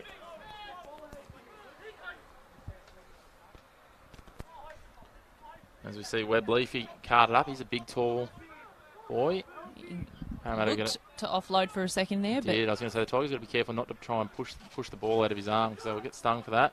Oh, and there's that man, Cooper Harris. He read that like a book, and he's striding away. He's over the 20, he's over the 10, and he'll dot this one down just inside the goal post, and that will extend the lead. He's been the standout performer probably for mine for the Tigers so far today, and he gets a well-deserved try through a great defensive read and intercept. Well, he needed to take that, didn't he? They were stranded out here, out wide, the Tigers. Parramatta looked to have numbers, so... Yeah, they certainly had the overlap, and once he committed to getting up in that line, he had to take it because otherwise he was only helping the Parramatta cause if he missed that ball, and sure enough he did. He dots it down, and that extends their lead to 10 points to 0, and they'll be very happy with that because that looked like Parramatta were starting to mount a pretty strong charge on this western side of the field, but instead we find the Tigers kicking for a conversion attempt to extend their lead to 12 points from almost right in front of the red dot here at Pertec Park in Singleton. Yeah, and as you said, it's a bit of a reward for the hard work he's done so far this half. He's certainly been their standout performer for mine, probably alongside the man with the tee. He probably hasn't had as many involvements, Stephen Dengate, but each time he has, they've been key, including that absolutely magnificent two-man cutout pass for that first try. It was very reminiscent, actually, of some of the touch football style passes Benji Marshall used to throw in his heyday. And he makes no mistake there with a little bit of a toe poke kicking style, and that extends the Greater Northern Tigers lead out to 12 points to 0 over the Parramatta Eels. Just over 7.5 minutes remaining in this first half of this Laurie Daley Cup fixture at Pertec Park in Singleton. Could be a big 7.5 minutes. If Parramatta get over the line here, they'll take a lot of confidence, only being down 12-6, I suppose, if they get over the line. Yeah, I would have thought the message would have been from Peter Stevens, the Warriors trainers, that we don't let them score here. That's their goal. Probably is not even necessarily worrying about crossing at the other end, but defend. Correct. As we see a high kickoff that'll fall just inside the 20, taken very comfortably by Braden Reid. He's Todd, the returnee. Yeah, he's looked strong. He's a big barnstorming boy, so he'll be their battering ram, I would suggest. He's put his hand up with every run. Yeah, he probably knows that coming off the bench a bit fresher and being a big body, that he's got to get through some work, and I wouldn't be surprised if he's been told to get through some work this set and he might get a little bit of spell. Great offload to the hooker, Frendon. Sees Reid going to dummy half, and they'll kick early here. The fullback was up in the line, so just the weight of the kick, and it looks well weighted, right on the goal line. Oh, he surrenders. And Stewart surrenders there. Interesting. He normally beats the first one, but he obviously realised he was well outnumbered there as they scoot it to the blind side. He had about 4 to get around, so I think probably a safe option there. Yeah, definitely. Avoid being dragged back into the in-goal. Tigers have really got a spring in their step after that Harris try now. They're starting to drive back Parramatta. The referee's called his held there, so they go back. Probably lucky to get away with taking out the markers there through Lloyd. Great intent in defence from the boys in orange and black here. There's Webb Leafy. He's been a strong runner this game so far, and he carts it out towards the 40-metre line. That's the 5th tackle. And again, not standing to his feet to play it, just a little bit too quick. He's given the referee a spray here. He might be lucky not to get marched 10 metres. He's continuing to go on too. He's a bit vocal. He is. I know when I had the whistle that probably wouldn't have stood, but I think referee Hawthorne's probably decided that turning over possession is probably enough of a slap in the face, and aggravating is probably not going to achieve much more than having to sit him down in a minute. So, and we'll see the Tigers now attacking from 20 out from the line. It'll be interesting. What do you think it'll be here? I think they might take a couple of the sticks and then maybe look to bring something through. Harris here, he's looked like the most dangerous hole runner for them. That's sort of wide edge player. Well, their backs on the left there on their haunches. Yeah, exactly right. So they've carded it right up to the line here. It looks like he might be just short. Setting up the back line. And he's lost it. He's dropped it. The old greedy from dummy half doesn't pay rewards. It looks like Bone, the boy from North Tamworth, in the unfamiliar position of dummy half, and he's tried to get over there. So his teammates might be a little bit disappointed with him, but they'll be looking for some sting in defence here as we pack a scrum with Parramatta having the feed in the southwestern corner of Pertec Park here at Singleton. Might be a good opportunity just to, again, thank those sponsors that without who this competition wouldn't be possible. SLE Worldwide Australia, Anytime Fitness, and, of course, the live stream providers Bar TV Sports. As we see Gianfranco Grima feed the scrum, and they start to swing it wide quickly, Parramatta. They brought down on tackle one.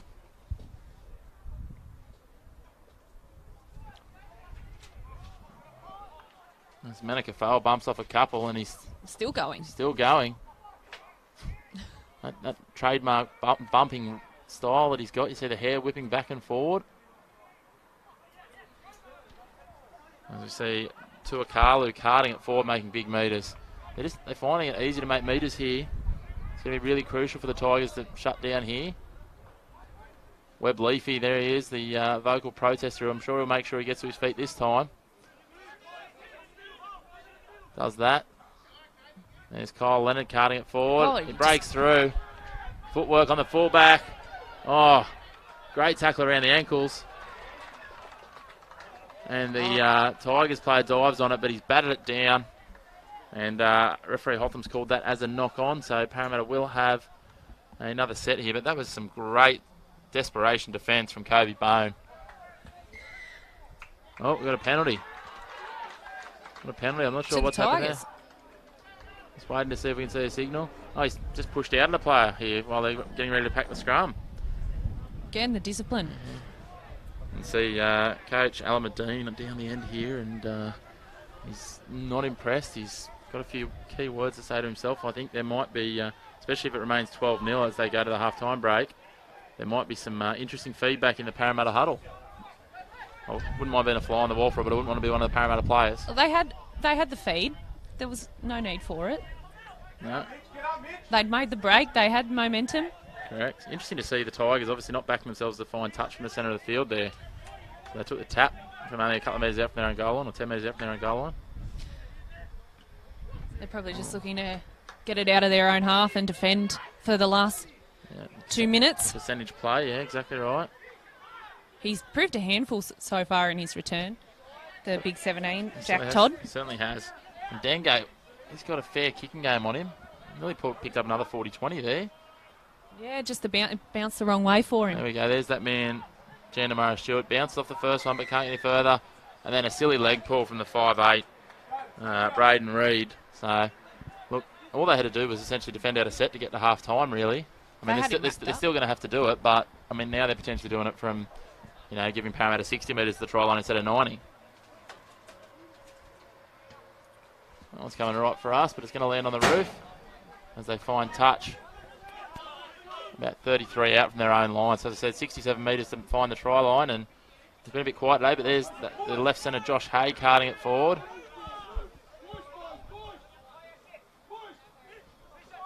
Webb Leafy. Numbers in the tackle on him there.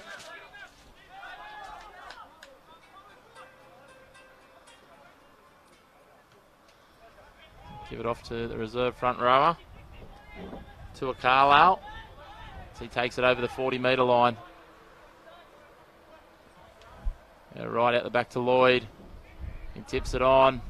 Again, they were outnumbered again on the edge there, but great cover defence by, looks like Johnson out there. That should be the 5th if I'm not mistaken. It sure is. It'll be interesting to see what option they go here. They've got numbers on the right. Lloyd steps back inside, toes it through. We've got a penalty here. Oh dear, for offside. Too keen to shoot up there, the Tigers. So Parramatta might have maybe one last play here with 8 seconds remaining. cut out ball out wide. Has he got it down? Scores. It's just reached out. He almost went over untouched. He's awarded it. That'll be the winger, Christian Pasatoa, and that's... Looked relatively easy in the end. It was very easy in the end. I think the Tigers were looking for them to do something magical back in the middle, and they just did the simple thing. They had the space on the outside, and that try and the following conversion from likely Drew Lloyd, who was their goal kicker last week, will see us to half-time, and I think Peter Stevens will be a little bit disappointed with that finish to the half. Yeah, and I think in the second half it'll come down to a bit of who does keep their discipline or keeps their heads and the penalties at bay. Pretty error-riddled and ill-disciplined first half. Certainly has been, and I don't think that late try will spare the Parramatta Eels from a fairly solid spray from a very frustrated coach who was up here with us, Imad Alamadine. But yeah, so based on last week, I think Drew Lloyd kicked it about just over 50%, so I would be relatively surprised if he actually manages to convert this one. He wasn't having the best day with his boot, but a little bit of breeze about here, sort of blowing straight downfield. It's only light though, won't affect him too much, I wouldn't think. Any thoughts when you back him in from out there? Oh, I haven't seen him kick, so I can't tell you, but it's not an easy spot. Looks like he's about 6 to 8 inches in from the touchline on the eastern side. It'll be a fair kick if he does get it. Doesn't matter who's kicking to get it from out there.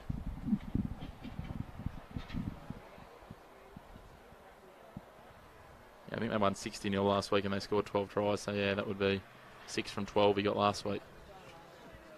So he probably wasn't too worried with how many goals he got, the amount of tries they got. Yeah, most goal kickers still, they know all their numbers and they're really key on it.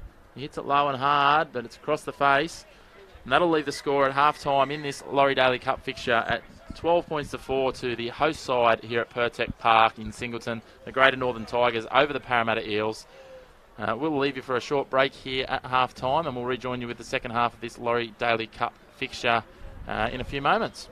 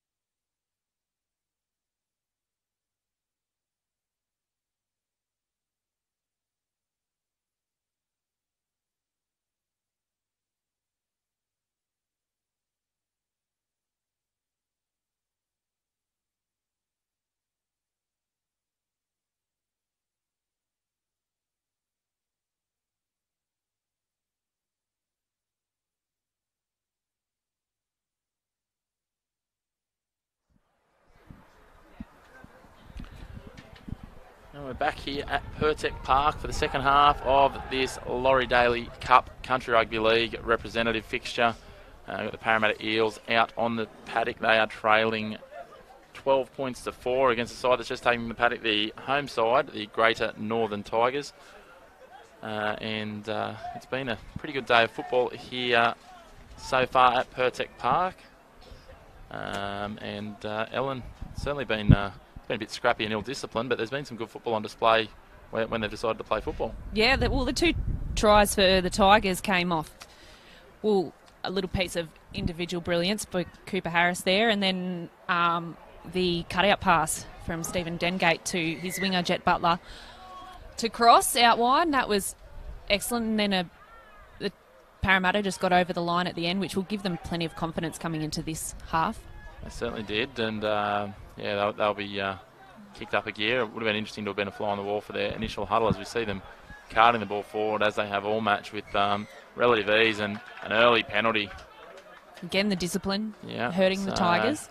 Early penalty there for Parramatta, and this will take them into the attacking half, you would think, as Greamer kicks for touch, and not in doubt, he's got a big boot on him for only a small boy. Small young man, I suppose, under 18s. Second football on the field, so referee halts proceedings, and we're back underway. He'd probably look like a forward in this Tigers lineup, though. Yeah, possibly.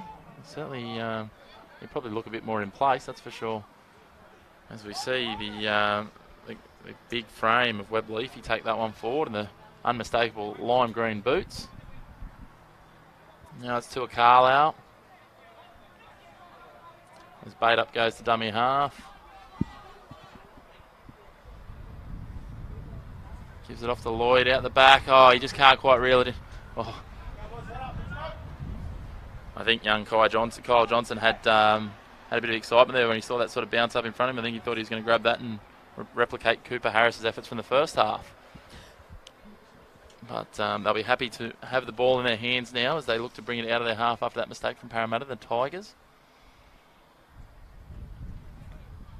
And it looks like it is that man you talked about earlier, Stephen Dengate, who set up the first try, who'll feed this scrum. And a 40-20 kick to his name as well. Yeah, he hasn't had a huge number of significant involvements, but when he has, they have been pretty impressive. As he feeds it here. And he gives it off to Jet Butler.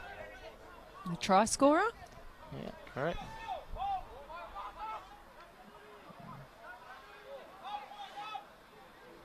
There's that man I was talking about, Kyle Johnson, the back getting in, doing a little bit of work here. He's met heavily.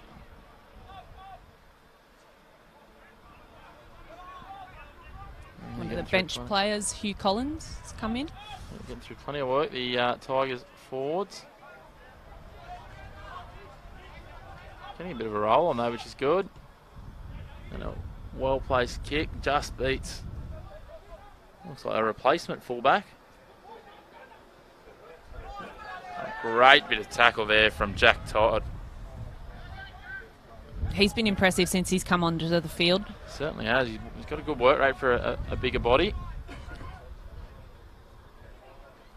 They come back to the short side. Numbers in the tackle there against, looks like Tuakalo again. Leonard takes it into initial contact, bounces off the first, but can't beat the second. There's on his opposite number, Clay Frendon there. Will kick into the corner. He's just going to, he wanted to let it roll, but now he's got a lot of work to do to get in the field of play. He's made it. He's done it, just. Slow play, the ball didn't help there and enabled the 18, Vaughan Aspen, to get out in defence quickly. Going to work hard here to get out of this half. As tackle 3 sees them just cross their 10-metre line. It's interesting though, Parramatta's got about 5 players marking no one here on the right edge, so there's got to be an overlap somewhere. Get out of trouble. Kicking with that wind.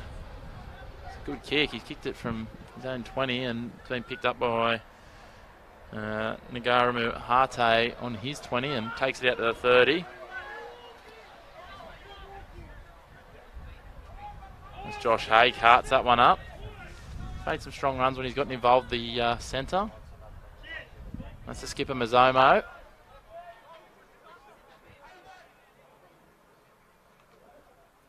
Reamer. On to Hay again, his second run of the set. He's made some good metres again. The Parramatta backline are really doing their bit to get their team out of their own end. Oh, and that's the third time Parramatta have been penalised for an incorrect play the ball. I think that's what he's been penalised for there. Yep.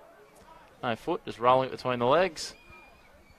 They're really crucial on those, especially when you're starting to get that real quick ball and you're trying to overutilise it, I guess. So, trusty boot of Stephen Dengate finds touch there, just short of halfway. And here's that try scorer, Cooper Harris, who likes to get through some work.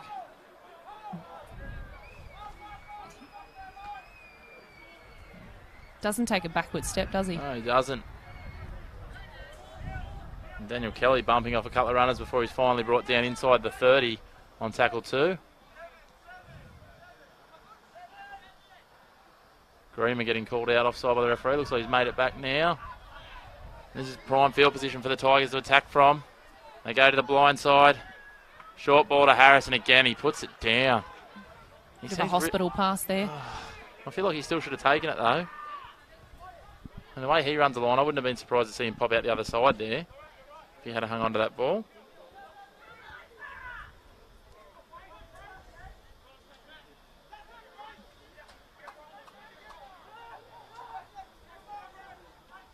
Come back to the right here, the Eels, and they're bending the Tigers line back.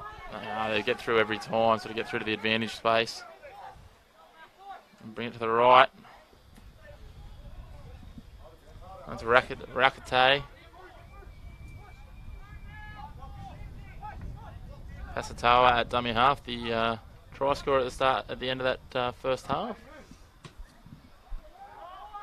And Lloyd puts boot to ball. The fullback makes no mistake with that one. And again, the Tigers are tasked with the effort of toiling it out of their own half. Some of their outside backs that have made the most metres for them today, the Tigers. Yep, and they're no one wants it there. I think everyone thought someone else was taking that. Ends up in the hands of Daniel Kelly. Now it looks like we've got a runner maybe a bit more keen on this side. No, they go back to the middle. Through that man Todd. He'll pump those legs and get an extra metre or two and bring himself to the 40. Again, the trainers just loitering in back play. Have been a bit of a plague today.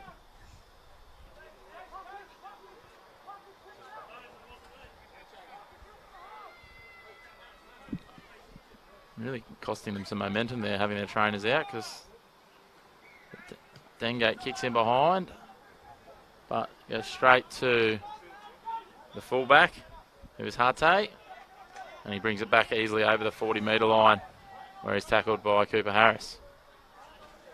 Oh,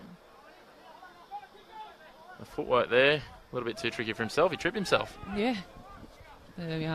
Connor Griffiths, the Parramatta winger. Yeah.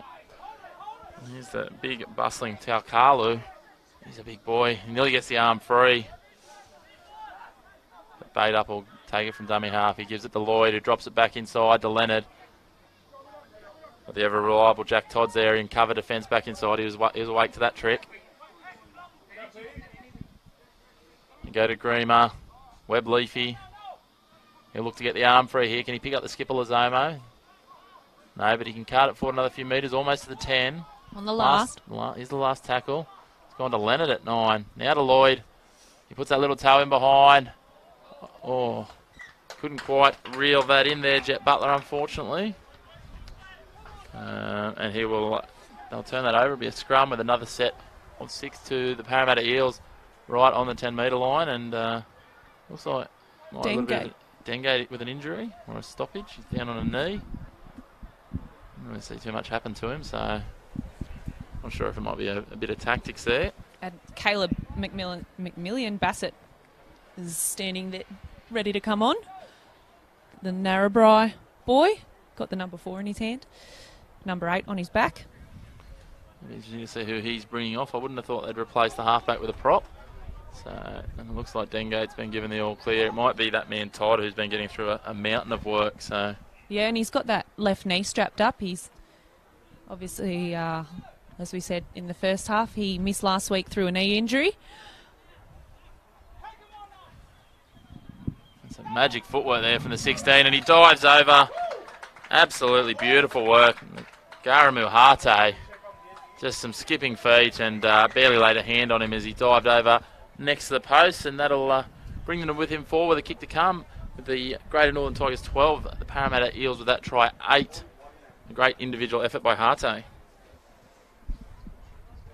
Yeah, they've just got it.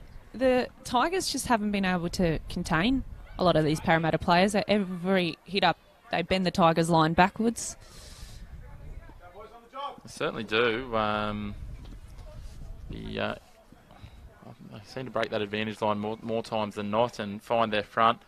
The thing that's probably helping the Tigers is that they haven't really capitalised all the time in terms of getting quick play the ball. So if they start to get a roll on and get quick play the balls here, this scoreline could blow out pretty quickly in favour of the Eels. As we see Drew Lloyd line up, this conversion much easier than his first one. Just to the right-hand side of the uprights. I'd expect him to dab this one over and make it 1 from 2. He does that, and that will see them reduce the deficit. And now the Greater Northern Tigers 12, Parramatta Eels 10. And we've got a bit of a ball game with just under 25 minutes remaining. Yeah, well, all the momentum's with Parramatta at the moment.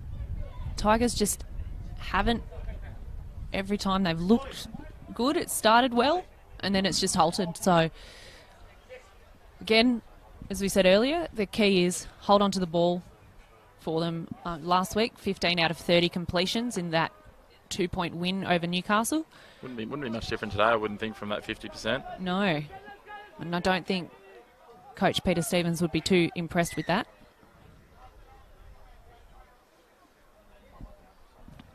They go pulled back. Yep, they reset the kickoff. Greener takes it, and he gives it to Webb Leafy, who's winding right up. As we said, breaks that advantage line, gets across the 20. Cooper Harris getting in the wrestle with him. He doesn't mind giving away a few kilos in the wrestle. Zomo takes it forward. They're just carting it forward with ease here, the Parramatta forwards, making 10 metres a run with no hassle. Tatia does that. Go at the back to Lloyd. Keeping it nice and simple. Oh, the offload. Well read there by Kyle Johnson. Save a little breakaway occurring. And Buildup's been pretty smart today too, with when to poke his head through and pop out with a scoot. Lloyd gives the missed ball. Pasatoa, he's on the outside. Puts it back inside with the kick. It's taken from in the field of play and taken back and grounded in the in-goal. So it'll be a goal line dropout, and Parramatta will have another set on the attack.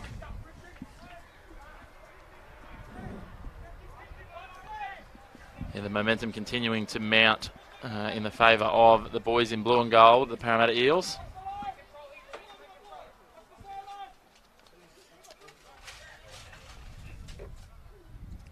Dropout. Carries about 45 on the fly. It's picked up by Lloyd. Peter Tateo, he winds up. Takes it back. He's driven back the last couple of metres at the end there. So we played about 28 out. They give it off to Leonard. He gives it to that man again, Webb Leafy. He's been a dangerous runner all day. They've got to wrap that ball up. He takes it to the 20 on the second. Go to the left, and Leonard. Oh, he's just dropped it cold. It was a bit more vigour just then from the Tigers in defence. It was a little bit more, but he's just dropped that cold. I don't know whether he's just laying down out of embarrassment or he's actually hurt himself here. He's been quite strong for them. Got through plenty of work as played dummy half and was listed at 9 again this week, but he's played the lock forward role. No, it looks like he's actually hurt something.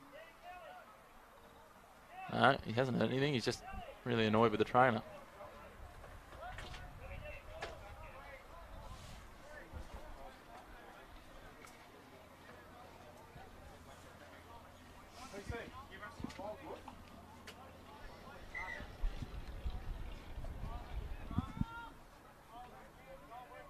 Reid will feed the scrum. He does. Oh, some real sting in that tackle. Leonard looking to make up for his mistake. Here's Todd carting it forward. We'll see a change for the Tigers. And Another Todd drops that. error in the play of the ball. That's 2 for Todd this game. You see Jackson Shade taking the field again. But yeah, it's been their coach killers, those ones, just simple errors, just not getting up with the ball in hand and playing it, controlling it. It's been a few this game already. It certainly has. Both teams have let each other in with opportunities. Fortunately for both sides, no one's really over-capitalised on any of them. So at this stage, we're still locked in an arm wrestle. The Greater Northern Tigers 12 leading Parramatta Eels 10 with approximately 20 minutes left in this Laurie Daley Cup fixture. Again, these fixtures brought to us by our sponsors, SLE, Australia Worldwide, Anytime Fitness and Bar TV Sports. You see a change for the Eels, the 19 taking the field, Bailey Nuruddin. He was the backup hooker last week and did quite a good job in the back end of the match. And he finds himself in that position again today. He goes to Groomer, cutout ball to Hay. He gets an offload away. And a great ball out there by Harte, and he's found the winger, who it looks like might be Connor Griffiths out on that left edge. And they've crossed the stripe to take the lead. The Parramatta Eels 14, leading the Greater Northern Tigers 12, with a kick to come. Yeah, all the momentum has shifted towards Parramatta. They've just off the back of good hard runs through the middle. And their wingers just finishing things off. They've certainly been a much stronger outfit in this second half and got their discipline in check, which was a big factor of the first half. So well, they'll be full of confidence and over springing their step here, and it's going to take a fair effort from the much smaller Tigers outfit to match it with them over the remaining, what will be about 18 minutes by the time we get back from this goal kick. But, yeah, after seeing the way the under-16s fixture ended with the Tigers running out winners 28-14, after that appeared bound for an arm wrestle, you'd be a brave man or woman, to write anyone off at this point. Yeah, the Tigers, they proved in the last game that they just don't seem to say die, really. They just come back. But it could be the fatigue factor with having to tackle much bigger bodies there. That has been a bit of a talking point of the game. Certainly has, and as we see, Drew Lloyd setting this one up on the tee at last. He's taking his time with it. Might actually show up a couple of minutes of the clock in the end. Out on the eastern touchline here at Pertec Park, Singleton. And as we touched on earlier, it is an absolutely cracking day for rugby league here in the Upper Hunter. Not super hot. No, it's probably only in the low to 20s, low to mid 20s, and a bit of sun with the patches of cloud cover, but no chance of rain, and the deck's looking good. The field's certainly looking good for this time of year, considering the prevailing conditions of lack of rain and looking at the fields around us, unfortunately. Yeah, well, I know that over up in Walker, we've run out of water for the bore. As he nails that conversion from out wide, Lloyd, and that will extend their lead out to 16 points to 12, the Parramatta Eels over the Greater Northern Tigers. There will be a few country clubs on very dry fields this year, I think. Yeah, it'll be a bit of a struggle, and I'm hearing there's not too much rain predicted in the next few months either, so No. Not like it's looking like it's changing anytime soon. Get the combination of the no rain, dry fields, and then add frost to them, and there might be some concrete-style fields that they're playing on. As Greener does an absolutely spectacular job to grab that offload to Webb Leafy before he goes dead himself. Shrugs off Collins. Shrugs off Collins, but he's almost upended by Caleb McMillan Bassett in a great textbook front-on tackle. They've obviously been given a bit of an instruction to set the tone here, the Tigers, and they're getting up very keenly here in defence. Oh, There he's come up with... Oh, no, as a penalty. It's stripped out. I was going to say, he's taking an absolute slips catch there. Again, that man that put on the tackle just before, McMillan Bassett. He was energetic in his first spell. He's not the biggest prop running around out there, but... Doesn't take a backward step, that's for sure. And we'll see. Are they going to kick the touch here, Parramatta, or are they just going to tap it? Looks like they're just going to take the tap. As the right winger comes in for a run.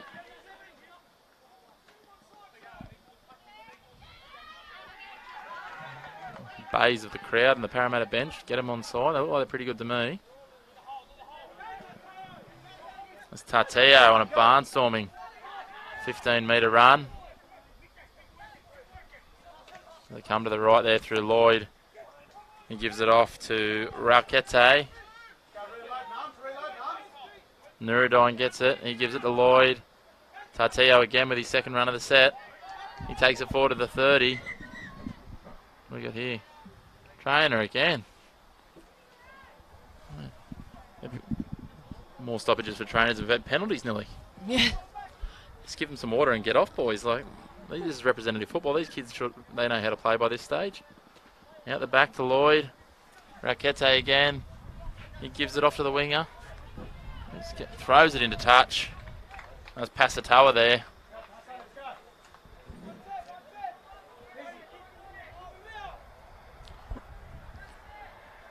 And all the work to do here in the Tigers.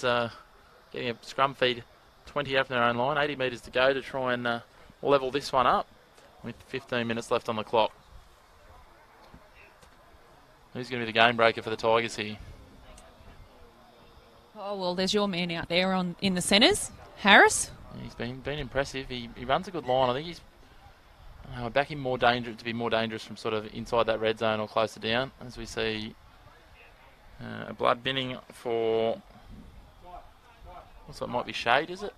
No, it's Dengate. Not Dengate, Narrabri person. Number 8. Number 8, McMillan Bassett.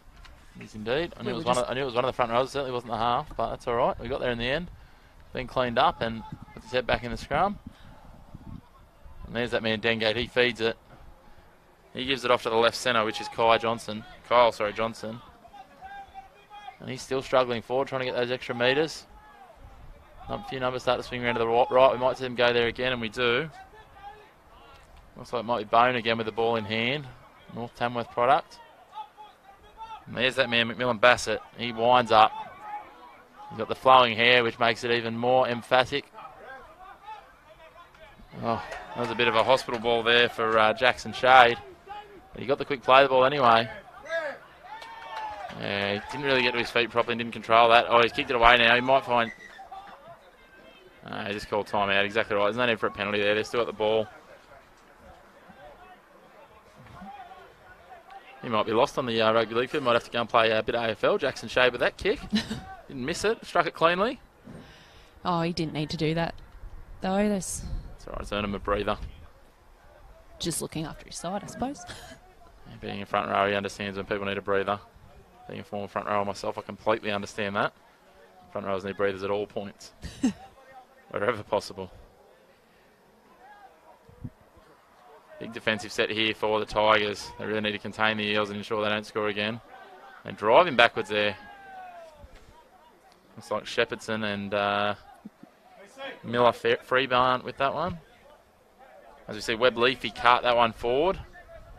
He'll be looking for... He's been put on his back, so he won't get the quick play of the ball. They go back to the middle. Looks like it might be Pasatoa with the ball. Great scoot there by Nuruddin. Made some good metres and a great offload. Oh, pumping his legs there. Jive back higher. It's our man Cooper Harris down in back play, which is not good, and it sees them outnumbered on the outside there, but Hay couldn't quite get the ball free. Time out, the trainer's call for it. He's not in a good way. Cooper Harris.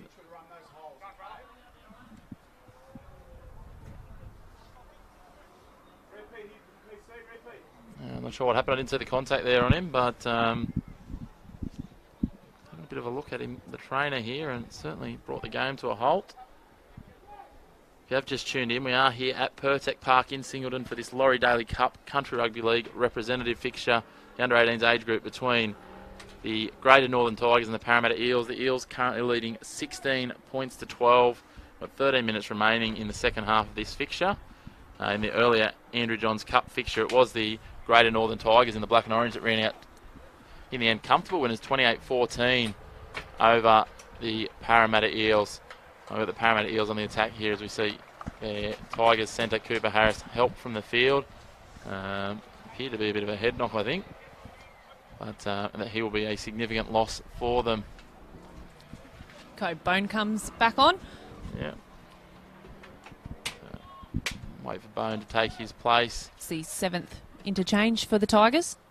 Yeah, so the Eels are set deep here. They'll swing it wide. They go Greamer. He finds Lloyd. Lloyd goes back. He goes back to Greamer. Oh, Greamer dummies the kick. He nearly dropped it, but he kicks through. Picked up quite easily by the fullback, who scoots across field quite quickly. Then he starts to head forward, Shepherdson. He's made some good metres in the end. Takes it out almost to the 30. Dengate goes into acting half. He gives it off to the try scorer from earlier, Jet Butler. Takes it out across the 30. Give it to Reed. Yeah, he's probably lacking some forward runners there, which is not ideal. Finds himself taking it into contact. McMillan Bassett carts it up. Set back to the left here. Dengate again with his just a short kick, just places it gently into the space. He's chasing. Leads the He's chaser. the first down. A good offload there, which is going to pick up some extra metres. As we see Vaughan Aspen take it into contact on the 20 for tackle 1. Both sides looking a little bit flat now as we get into the last 12 minutes of this match. There's an offside penalty there. Offside penalty. Looks like it might have been against Bailey Miller Freebarn from the Aberdeen Tigers. A lot of players blowing on both sides. It's been played at a pretty high tempo the last few minutes. And a bit of end-to-end sort of action.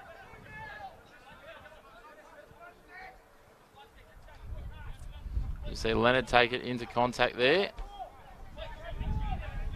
I might find these trainers getting asked to leave the field in a second if they don't do it of their own free volition. As Hay makes a break, he gets the offload away. The ball back inside, but it's been called forward. Ball from Connor Griffiths. Back into Harte. What's going on at fullback? And what looked like could have been a promising try is nipped in the bud by the officials for a forward pass. And the Tigers will have possession 22 out from their own line on the eastern side of Pertec Park. I'll look to mount a charge from deep in their own half. A bit of a finish on our hands here with just over 10 minutes remaining, Ellen. Only 4 points the difference at the moment. Yeah, it certainly is. The next try is obviously crucial. Parramatta have had most of the momentum in this half, but if Tigers could level it up or even draw in front with a converted effort, they'd certainly put themselves in a great position as they cart this one over the 30. Really strong run there from Blair Maloney. It seems like it's most of the backs putting their hand up to do the work here, as we see Kyle Johnson take the second hit up. They go the blind side. And it's Reed out there. He's standing in the centres and he takes that one into contact. Doesn't seem to matter who's in possession. Someone from the crowd's yelling out at the referee that they're not onside, and he might have agreed with them that time. And a crucial penalty there for the Tigers. It is a good crowd here, getting behind some country footy. It's a solid crowd. You're certainly right there. Plenty of people coming in. Not a bad way to spend a Saturday afternoon in downtown Singleton, that's for sure. And they've come from far and wide, undoubtedly, today with the spread of where the teams have come from. Yeah, you've got about half of the state covered here. Yeah, exactly right. And then you've got Parramatta. Yeah. So, meet in the middle. Yeah, exactly right. So been good to see a good turnout. There's a similar turnout last week for Parramatta's home game at Guildford, which was good. They were blessed with the fact they had fixtures either side. They had Tarsha Gale Cup Junior Women's Rugby League between Cronulla and the Tigers, and then a Ron Massey Challenge Cup game afterwards. So it was good, but it's always good to see people getting behind, country and regional footy and turning out. Like I say, on a country afternoon, what better is there to do than go and catch footy at the local ground, especially on a hill at a picturesque ground like Pertec Park. And next week, you expect the crowds to be big again with the first round ever of the Women's Tackle Country Championships. Begins, next week. several. So it's the launch of that competition next week, is it?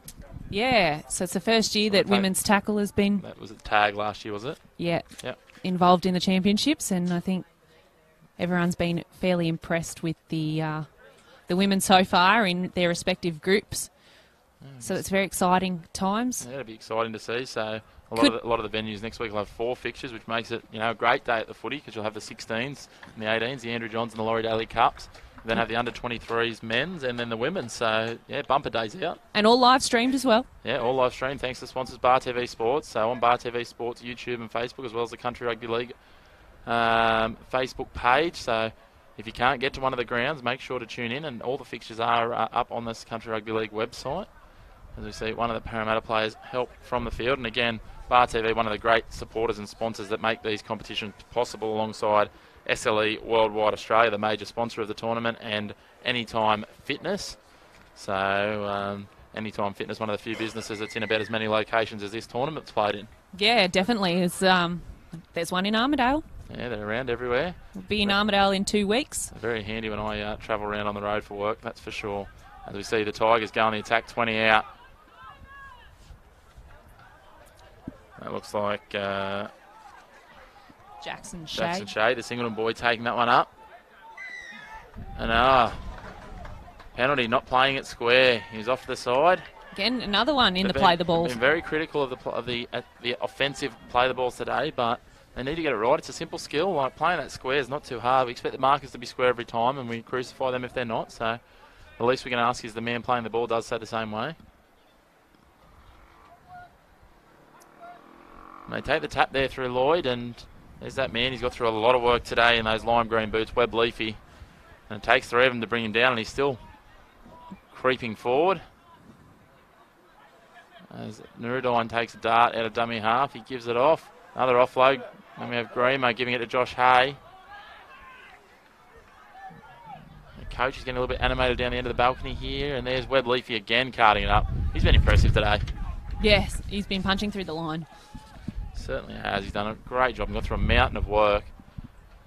They go to Grima. A little bit of a juggle there by Vakai. But he carts it over the halfway line without dropping it. They give it to Rakete. He gives it off to Tateo. By the halfback.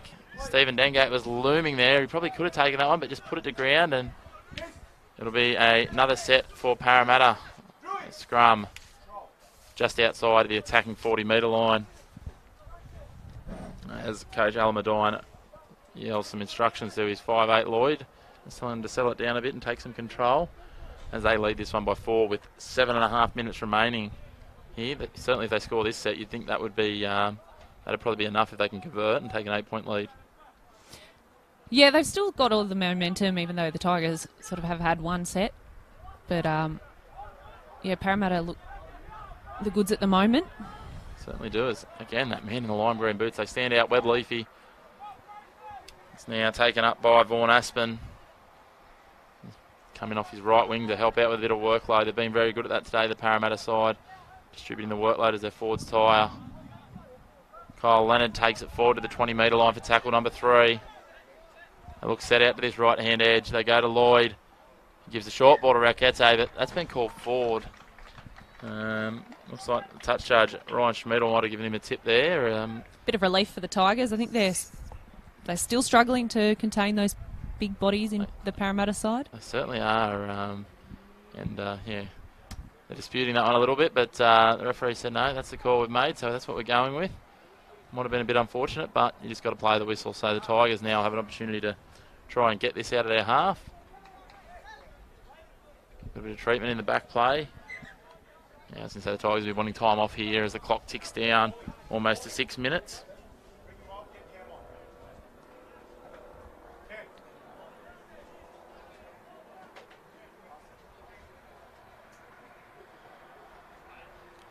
That's a bit of treatment here. I can't see who it is. So it might be Grima, the halfback. It's been a good tussle so far. Neither side's really grabbed the game, but... No, it's Leonard again. Parramatta probably looked the better side. They probably should have capitalised more, but they haven't as of yet.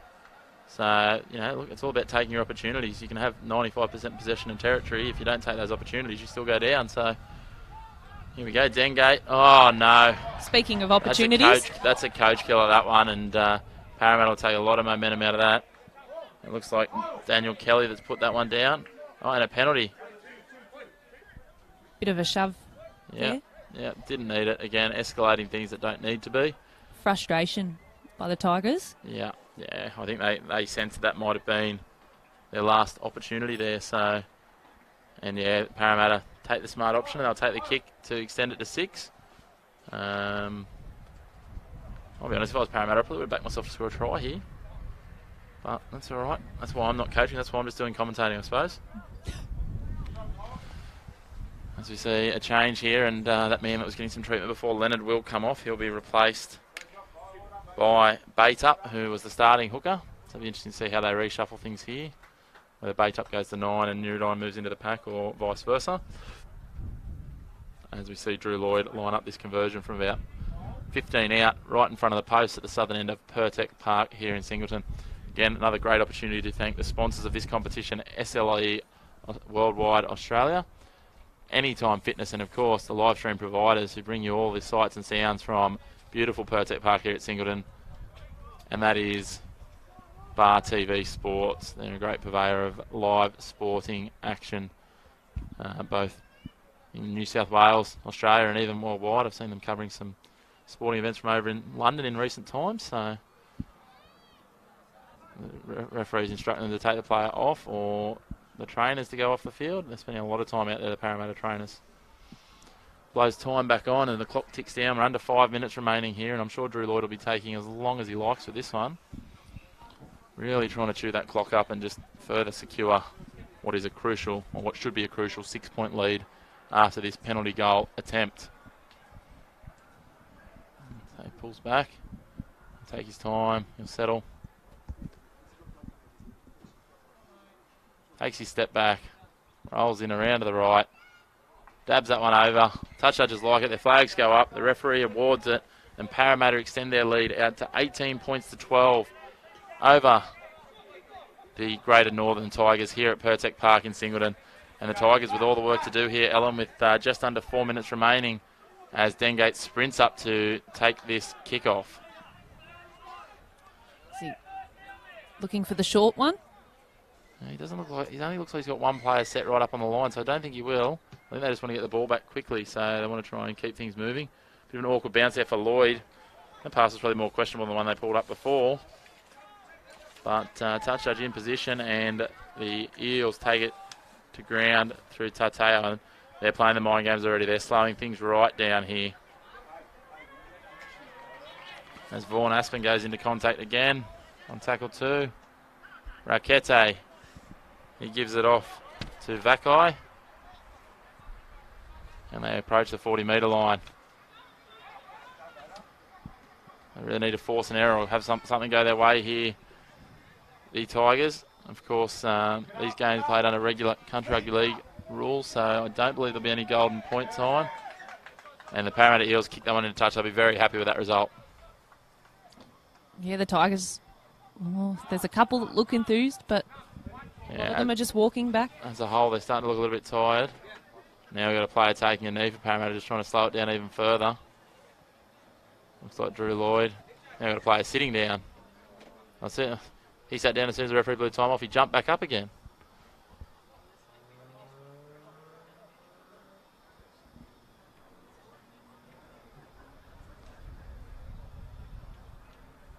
Interesting to see the big second row, Webb Leafy sitting out of the scrum in defence here. Parramatta just really milking the clock and the breathers here as they pack this scrum with about 2.5 minutes remaining on the scoreboard clock here at Parramatta, at Singleton, sorry, as Parramatta set in defence. Tigers feed it through Dengate. Ball's out. He gives it off to Kyle Johnson, who's got through a lot of work. He's almost acted like an extra back rower for the Tigers today, and he carts that one forward again successfully. Probably lucky to get away with not giving away a penalty there, Josh Hay. Looked like a bit of a leg pull.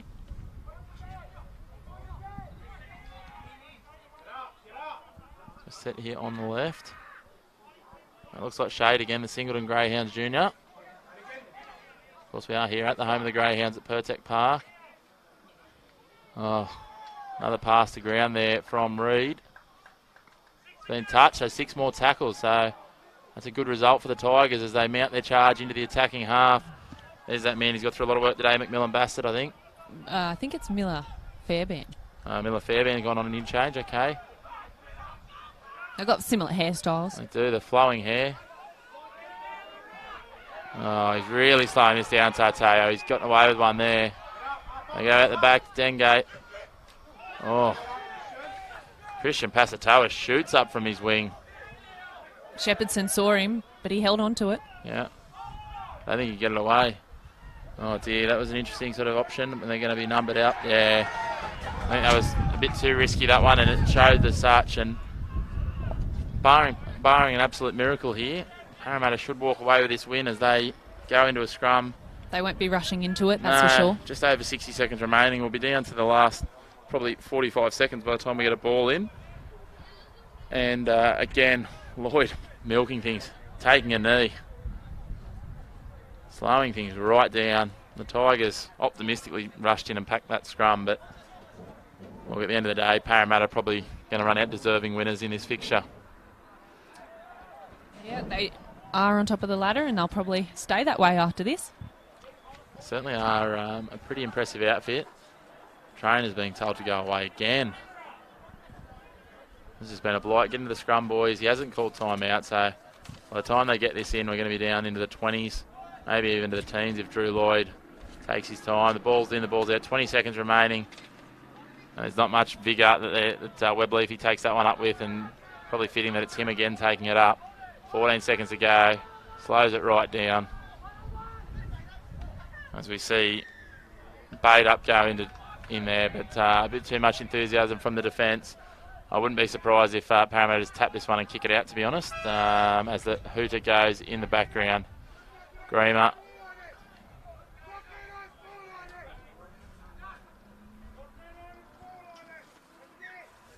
Oh, interesting there. Deliberately knocked it on. Well, I don't see one of those called very often, and then you see the referee calls for full time.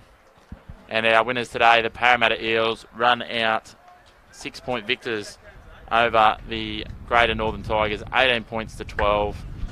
It's been a good day of footy though, Ellen, and a result either way probably fair in the end to these two sides. Yeah, well, Parramatta took probably 3/4 of that match. They had the momentum. The Tigers' first try came from a nice bit of play, and then the second try to Harris was against the grain a little bit, so Parramatta deserving winners there. They certainly were. And just a recap of the day in the earlier Andrew Johns Cup fixture between these two sides. The Greater Northern Tigers were 28-14 winners. In this fixture, Parramatta run out 18-12 winners in what's been a enthralling contest here at Pertec Park. A big thanks to you, Ellen, for your help with the commentary today, and a big thanks everyone for tuning in to Bar TV Sports. This has been the Andrew Johns and Laurie Daley Cup Country Rugby League fixtures here from Pertec Park, brought to you by our sponsors SLE Worldwide Australia, Anytime Fitness, and our providers Bar TV Sports. So a big thank you to all who've tuned in to today's fixtures. I've been Chris McPherson. I've been joined by Ellen Dunga, and that is today's fixtures here at Pertec Park. Thanks again and enjoy your weekend.